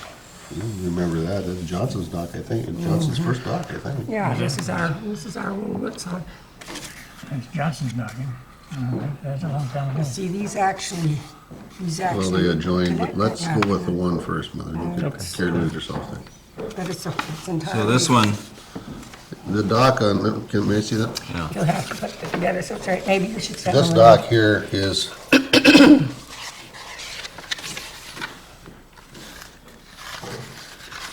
this dock on this end of this one is this dock on this picture. so it's kind of a panorama. Sort of, but it doesn't quite connect. In East Bay. Yeah, this is your place. This is the first time I've ever seen the Thiessen place, or the Buren place with a dock in front of it. Yeah, there used to be That's an old picture. That's right. There used to be a few cribs down there. That's East Bay with the Buren house on the, let's see, be your right, I believe. Okay. I'm looking at it backwards. But I was wondering, let me take a look at it. Yeah. Yeah, that would be, I'm gonna get my glasses on myself. There's a flagpole we had there, but that's Yeah, it's Elvis's place in the middle and the Pete Hansen place way in the end here. but Johnson's dock, the new dock couldn't have been there. this place here, what the hell is this? Oh, this is your house, that's the double header. No. Isn't that the dock in front of, Buren's? Yeah, I know, but this white house here. I think that's just the Well, reflection. that Here's the White reflection, House. it must be reflection. Here's the White House and the double Your peak big one. house was white, Elvis was. Yeah, but that's Oh, what- yeah, I can see it That's now. over That's just a reflection, now you can see both. Yeah, that's the double peaks on the Double place peaks on on the it beach. there. Yeah. and there Are those was- buildings all gone now? Oh, Yeah, yeah, they're all gone, everything. I think that old boat is, you remember that old pond boat that was on the beach there? I don't, that's long before my time, Elvis, way long before my time, I'll guarantee you There was that. a big pond boat there. Do you know what it belonged to? Whose boats are these? No idea. No idea. There's nothing on the other side. Yeah, it says something. Manuel Okay. Lewis. It's hard to read. It says Sand Island. Something, Down Bayfield, Wisconsin, but that's about all we did Yeah. about that. These were but they all, had boats like this that had sails on them. Oh, yeah, sure, that's when they first started out. As I say, my dad got the boat, the gas boat in 1903. And then they had sailboats all before that. But let me take a look Would at they it. fish in a boat like this? Oh, sure. Yeah. That's why I say they went to Sand Island, they can get out to deep water quicker there than they could in the other place. That's why so many people came to Sand Island to fish. I have any idea who that boat is, or even, no. The only sailboat I remember is what your grandfather, Harold Dahl, got. Yeah, that. Well, there's pictures of Fred Hansen running one of them here this someplace. is my dad right here. A little crazy boat. That's good. I don't know whose boat that one is, moving right along though. Oh, yeah, it looks like it. Oh, sure. it didn't do Well, it that. could have been just about anybody's boat out there. That's right. Couldn't it have? They all had the same kind of a Alma? boat. Tell us about this picture. Yeah, that's- Well, I really, think that it's was just before I was nice. born, but It's- this is It's got picture of my watermarks or dad. something like that. And I have no idea. I imagine the boat was his. I have no idea where on the island it was. That's Grandpa on there. Well, it's gotta be either early or late, there's snow back here. Yeah. Well, yeah, he was just a kid, I would expect, maybe Yeah, 13, he- 14 years Well, old. it would maybe be 15, 16, something Well, like that. whatever. That was when he was driving his parents crazy. But it looks like out the lighthouse. You see the pines there? But the biggest mistake of all in old pictures is not to write dates on the back of it. Yeah. Oh, most of them. You see the pines there? That looks on the lighthouse ground up there. Don't it, Alma? Could be anywhere, somewhere between Swallow Point and Well, it Lighthouse. could be because it looks like the Rock, the, yeah. rock formations could be. Whose boat is this? That's Fred Hansen's second boat. after the Lady Grace. That's the one I built in about 1935, I think. What's it say? 36. That's the- built a 36. year It's before mine. Dorothea, named after his mother. And that's East Bay, but that's about 19... That's a later picture. That's in the 40s. 48, 47, 48, somewhere around there, I would say. Left hand closer to the camera. I know we had more sailboats pictures in this. Yeah, there's one or two more, that's all. And But I these, think we had more than what we've got. Fred, Yes, this one here was, that's our boat. That's my dad's boat. That's at Johnson's dock. And what was the name of that boat? It's the Eggerson. Named after, well, Carl Ludvigsen, who owned it originally, was born in Eggerson, Norway. That's why it got the name. And it Wasn't changed. wasn't changed. And this is, well, there's the Fred Hanson place here, the dock on the far right, and Elvis's place in the middle here. You can see the docks between the two fish houses. There's probably Kyle, Sharon, and Bob, or somebody walking off the dock. There's three little kids walking off there somewhere. I took this picture, so it's not very old. Oh, you did take this. Really? Took that one and the other one. Oh, yeah, there are kids out in that dock. I didn't see them at first. I need a double magnifying glass. to You know, see it looks what like an idyllic place, though, this picture like this. The water's Really, so it was. still. I mean, you'd have to live out there to appreciate it. For somebody who didn't know what he was doing, got a pretty good picture. You just That's a don't- beautiful Surprisingly picture. enough. Yeah, it is. It's a Don't, beautiful picture. You don't know unless. This is the even Eggerson again? Yeah, That's a nice shot, too. well, that's about 17 times enlarged to the first one. You saw a little white spot out there and a lot of water. Who has the Eggerson now?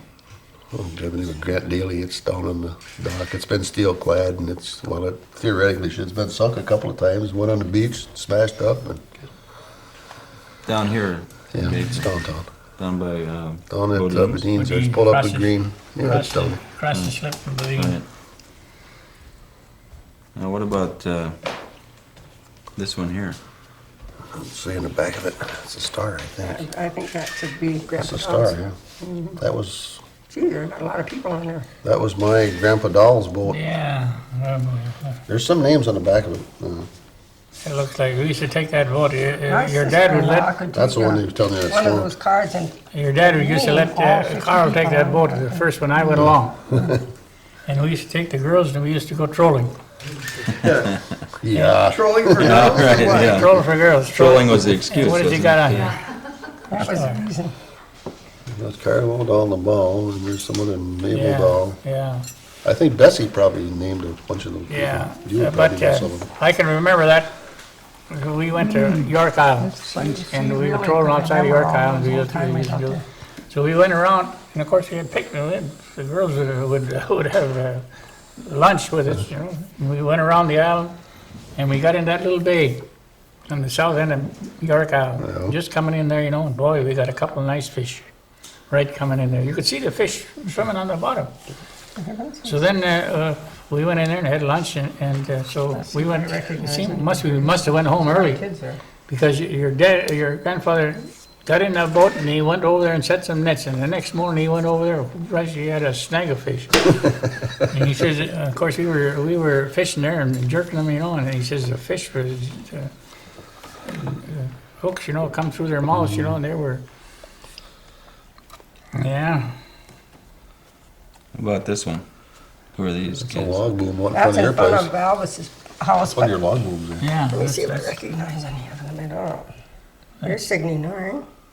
And there's Lillian or Marion. I can't tell the Lillian, difference between the two of them. Lillian. And that's my sister-in-law Bessie. And that's my sister Dorothy. You remember what all these kids look like? Well, they're relatives. And if they weren't, I knew them all my life. But no, these Yeah, that used to it be the doesn't make log. any difference. But That's what I was telling you about See, those that logs was- that we used to haul from the island. That was See, the that would be booms close to where. strung around there, to where we we had a lived chain on the together. other side. That's what we see in the background. Yeah, Right. There's a picture of a bunch of those kids in the blown in the wind or riding the wind or what's the name of it? I always call it blown in the wind, but that isn't the name of it. Riding on it. I like blown in the wind better.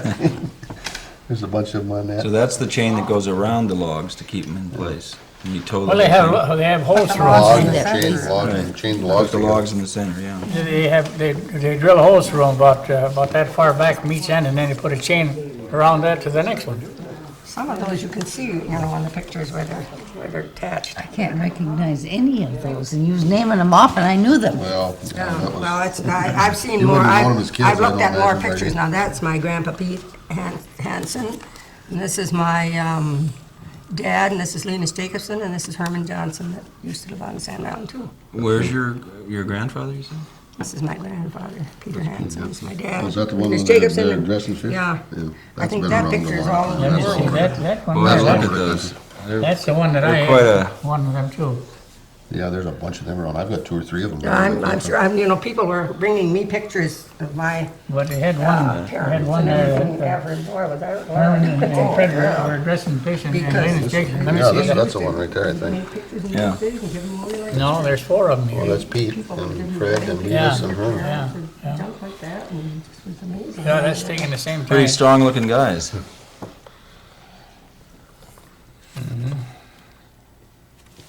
Yeah, How about here? Well, that's Fred my dad Hanson and Herman Herman Johnson. Johnson. What the heck have I got between them there? Fish, They got Oh, fish. Lord, is that? Big fish. What are they? big trout. Lake trout?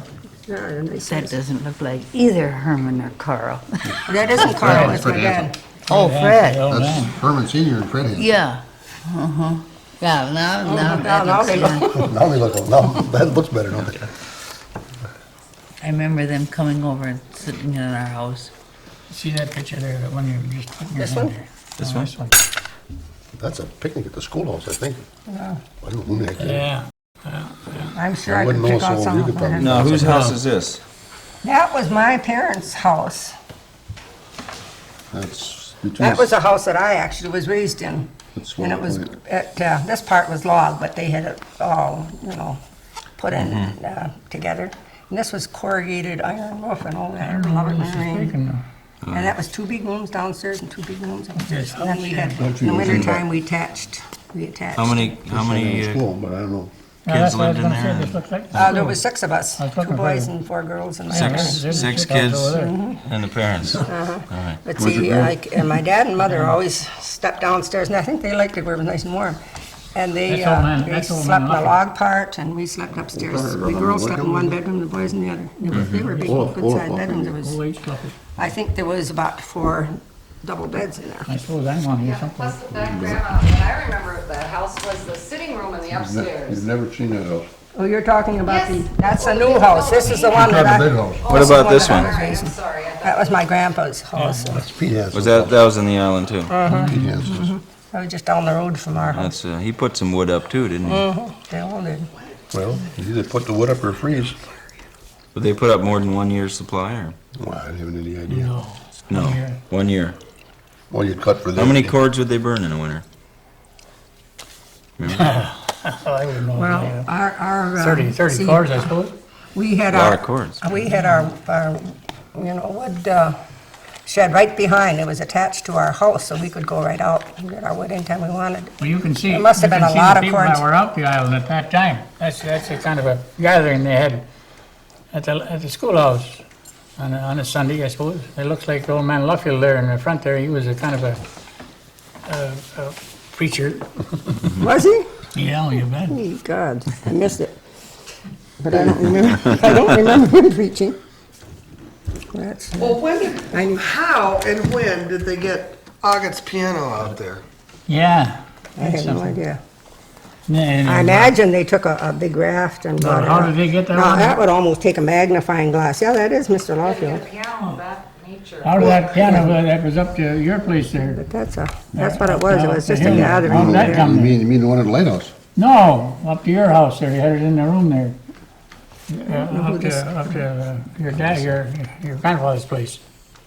This has I got to mean be. Fred Hanson's? No, your Harold Yeah, House. I Looks don't like the remember dock the right piano over by thing. Swallow Point, but I'm I not don't sure. remember. It could have Maybe well Elvis been. was, let me see. But I remember when they took the one up in the Lighthouse. Johnson's dock over by Swallow Point. Yeah, To the that's what it Lighthouse. is. Yeah, they slid it up to about a half, I don't know how many guys Got there the were. They crazy just little put it on the boats ladder and there just and, skidded right up the hips Where ladder. did that come from? That was John Chappell brought that up. Oh, yeah. Alma, this pretty is young, your huh? grandfather again? Your dad Bert? That's my dad. Your dad? No. Oh, that's He's what in a more dressy pose. How old Yeah. was he? No, I would say maybe 16. something like that. Yeah.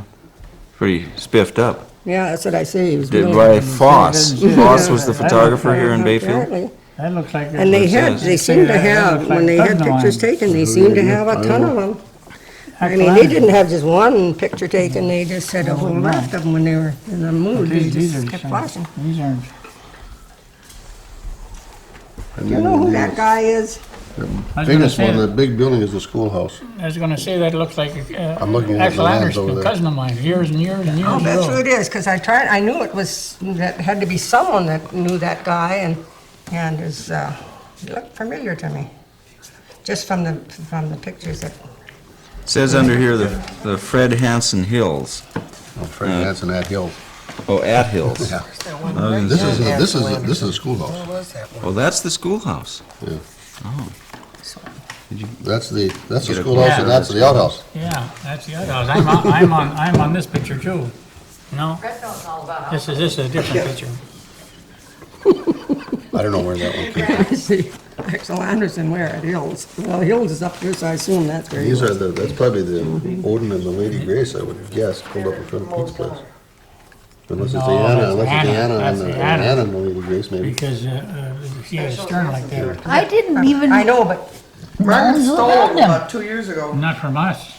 Yeah? Yes, those are our pictures. Those are your very own personally owned pictures. But you Says can Elvis take Margarite these Moe down to back any photographer and She got 'em it someplace else. costs a little bit. She but got it- them from us, and she This took has to them be up the in there. I don't know Hanson why. Furniture, Got a lot of the paint. I'm Hanson gonna house paint you before one they to moved it, keep. I think. Oh. If you remember they moved the Twine Shed when they built the Leave new it house? to Margaret. over She's here. always doing something. Oh, yeah, here, it shows right here, here's the house in the background, there's a Twine Shed. There used to be reels all over here. What's on there? This is your pictures, you guys. You know. All I can see is my washing hanging on the line. That's on the reels. And there's the old ballyhoo, but then I'll tell you, there was a Carl, real Carl, good-looking his bunch of father guys used to out stay on Staten Island. on my dock there These too, but he days, isn't They were there. very attractive, and so were the women. Is that his boat? No, that's the ballyhoo, They were- Now, where on Sand Island is that? right inside, Middle, just about in the middle of East Bay. in the middle. Middle of East Bay? You got that right, I know. That was the best harbor on the island. Why is that? You could leave a boat in there and, Horses, too. you could always, we used to have anchors there, we could leave the boat in there anytime, making a difference how hard it blew. Because outside of this dock here, there, Hanson's dock, there was a reef that went out a long way, and that'd break the breakers, Break the sea. break the You sea. can see the anchors here. This one is. But in here, anchored see, out my in dad this had the one. shear, the shear all dug out with the I dredge. know we've got a lot more pictures because Years ago, I can remember that because Used to fan her out every year with then I used to fan it out with the boat, but you see, there's one was taken. there, we can find that picture. Can you take it? Is it here tonight? Yeah, Yeah. it was here. It's in one of these stacks, but Well, I Have think to I- start looking through the it stuff. was No, one. it wasn't in Was it there. one picked out? It isn't in this. Oh, I don't know, I don't know where it would be, I'd have to go look for it probably. We Okay. pulled up our What's boats this? and this is Yeah, the that's crib my on the dock other side of it. And I that I kinda had, like that and picture. that's my boat, the I'm alone. This one was gang. Where is The that? dock, the one at the dock. The one at the dock, That's that's this interesting. one. And I mean, anyone that wants, And you that's know, an orange boat. Orange boat and a tumbler, And then isn't the it? tumbler, that's Herman pictures Johnson's and boat, stuff. and this is and Fred it's Hanson's older. you get dock. lots of negatives of stuff. That's the house, and this is what they used for an ice house years back, but we never used. I remember once they filled the ice house, but they used to get the ice right off the boat, It's not crushed, labeled, Mark. crushed and everything, all set, so it didn't cost them Yeah, anything, so. it's on the back. That big white house in there, at the end there, we didn't live in that. That was their old house, but we lived in another place on this side that isn't in there. I think it's on this one. We lived in there. It was, I don't know what it was called That was, before. they called that the camp, didn't they? I guess so, yeah. We lived in this one. The White House was back there. Not beyond it. I always remember that Now, kitchen is this and that. Elvis's? Yeah, That that's was the the I'm biggest alone. kitchen I ever saw. That was before my That time. table that you had in there, for Christ's sakes, Right. I could have, must have fed fit 20 people. You used to have a crew of men. Yeah, we're the Moes and Dahls and Hansons and everyone else used to live. Now, this is, what year would you say this is vintage? Well, this is 38 and previous, Yeah, because there's, some people live there in more than two different places, so this was, nothing after 38 is on this particular map. When you got, yeah, after 26. Why you point out After where- 1926, you Well, got that's when Herman Johnson. that's when he moved, I guess. I think you told me that. Let's start from someplace. Okay. This is Shaw Point where Frank Shaw, Bird Hill, That isn't, Camp Stella is right over here, which is now Yench's, Anderson's, Phipps, and Hewling's places out on this end of the island. Going down the road, you had Will Palm's house, which is a log place, is no longer there. This road on this side, there was a guy by the name of Torvald Dahl. I think somebody else lived up there, didn't they, Elvis? Magnus Palm or something? Magnus Palm lived there, he built it. But You T. haven't Dahl, got this, you haven't got this house down in the bottom here. well, as I said, I didn't That's know where Curran. all of them were. Okay, there was another one in there? That's Harold Carol Curran. Curran, okay. Like I said, I didn't have all of them, I just went with what I could find. Yeah, And coming on down the road, you have Lawfields, there we go. and then Mork, Mrs. Mork was a midwife, and then Edwin Bondi. Right across the road was a schoolhouse. And then coming on down, there was Dr. Deason, which ended up as my Uncle Melvin's place. Oval, I don't know what his name was. Well, I know his son was Bernard Little. Yeah, okay. And then there was a road went up this way where Bert Norings lived. This was early on now, and the guy by the name of Sven Bergstrom lived on the other side of the road. Okay, now we're coming a little farther on. Herman Johnson, who originally started up in this area by Swallow Point, moved over, built a different house over in this area, which is where the Park Service dock is right now, for those of you who need to be oriented. And going on around the bay, excuse me, Jacob Johnson, my great-grandfather, built the place apparently, and then a guy named Henry Buren owned it after him. And then we're coming around to Elvis's place. Louis Moe, his dad, and Elvis lived right here on this little sort of a point. Then going further around the bay, there was Pete Hanson's house, and Fred Hanson moved there after 1927. And his original place was over here in this bay also, until 1927. Up in this area was Harold Dahl, later owned by Carl Dahl. And you see the road to the trail to the Lighthouse, which is Lewick, and Gertrude Wellish leased the Lighthouse after later years. And over, going on around the island. Now, those dotted lines, were they Just trails. trails? They weren't Trails, I roads? think. That was a lumber, winter Winter roads primarily. road. And then Elvis's dad had a logging camp over here, which I guess you and my dad and Magnus Palm and who else logged there? Carl Palm. No, Bill, Was it Bill Palm? Thor's dad. Okay. Spent the winters over there and logged. Coming on around to the west side of the island, they had the West Bay Club. There was 6 or 7 different families in there, but the only ones that I remember was Frank, Frank? Yeah, Frank Eon. Yeah, Another member of the Wellish was also a member of that original West Bay Club, but they had some kind of a falling out. I don't know. There was a whole bunch of people involved. yeah, in there that. was 4 of them in that club. They had some kind of a And falling what, they out. started that club for what purpose? Was it just social? Recreation, yeah. I can remember, that was in 1910 they built it, they started that, and I can remember that just as well, because the boat come out with a load of lumber, they couldn't get into West Bay, so they unloaded it in East Bay. So then my dad had a job that winter hauling it all to West Bay with the horses. Well, there was some kind of a road through here, a trail of some kind Yeah, through here there was too a one road time, over but there. I didn't know Well, about then that. they put this road from here, they extended that road down there. And that's where the telephone line went, right on that road and down into here. Okay. And then there was not much, that was about it up until 1938, but after that there was a few, mainly the people were still there, but the, Well, they Byfield made Camp started locations. in the 70s though. Well, what's left now and where is it? I mean, what's, Not much.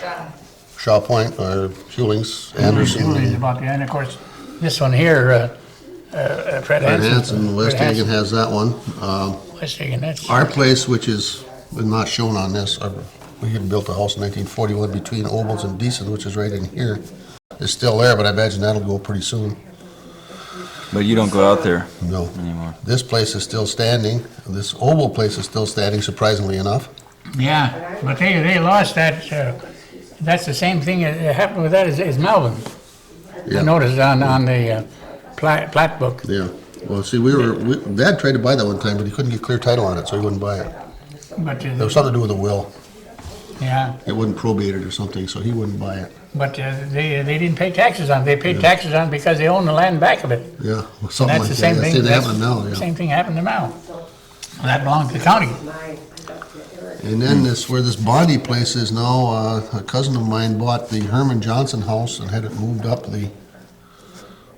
skidded up the road and put it on that place. And then later on, Bert Noring built a new house right in this corner, but that's down now. That's been down and burnt. Bill built that. Well, built or Bert or whoever. Yeah.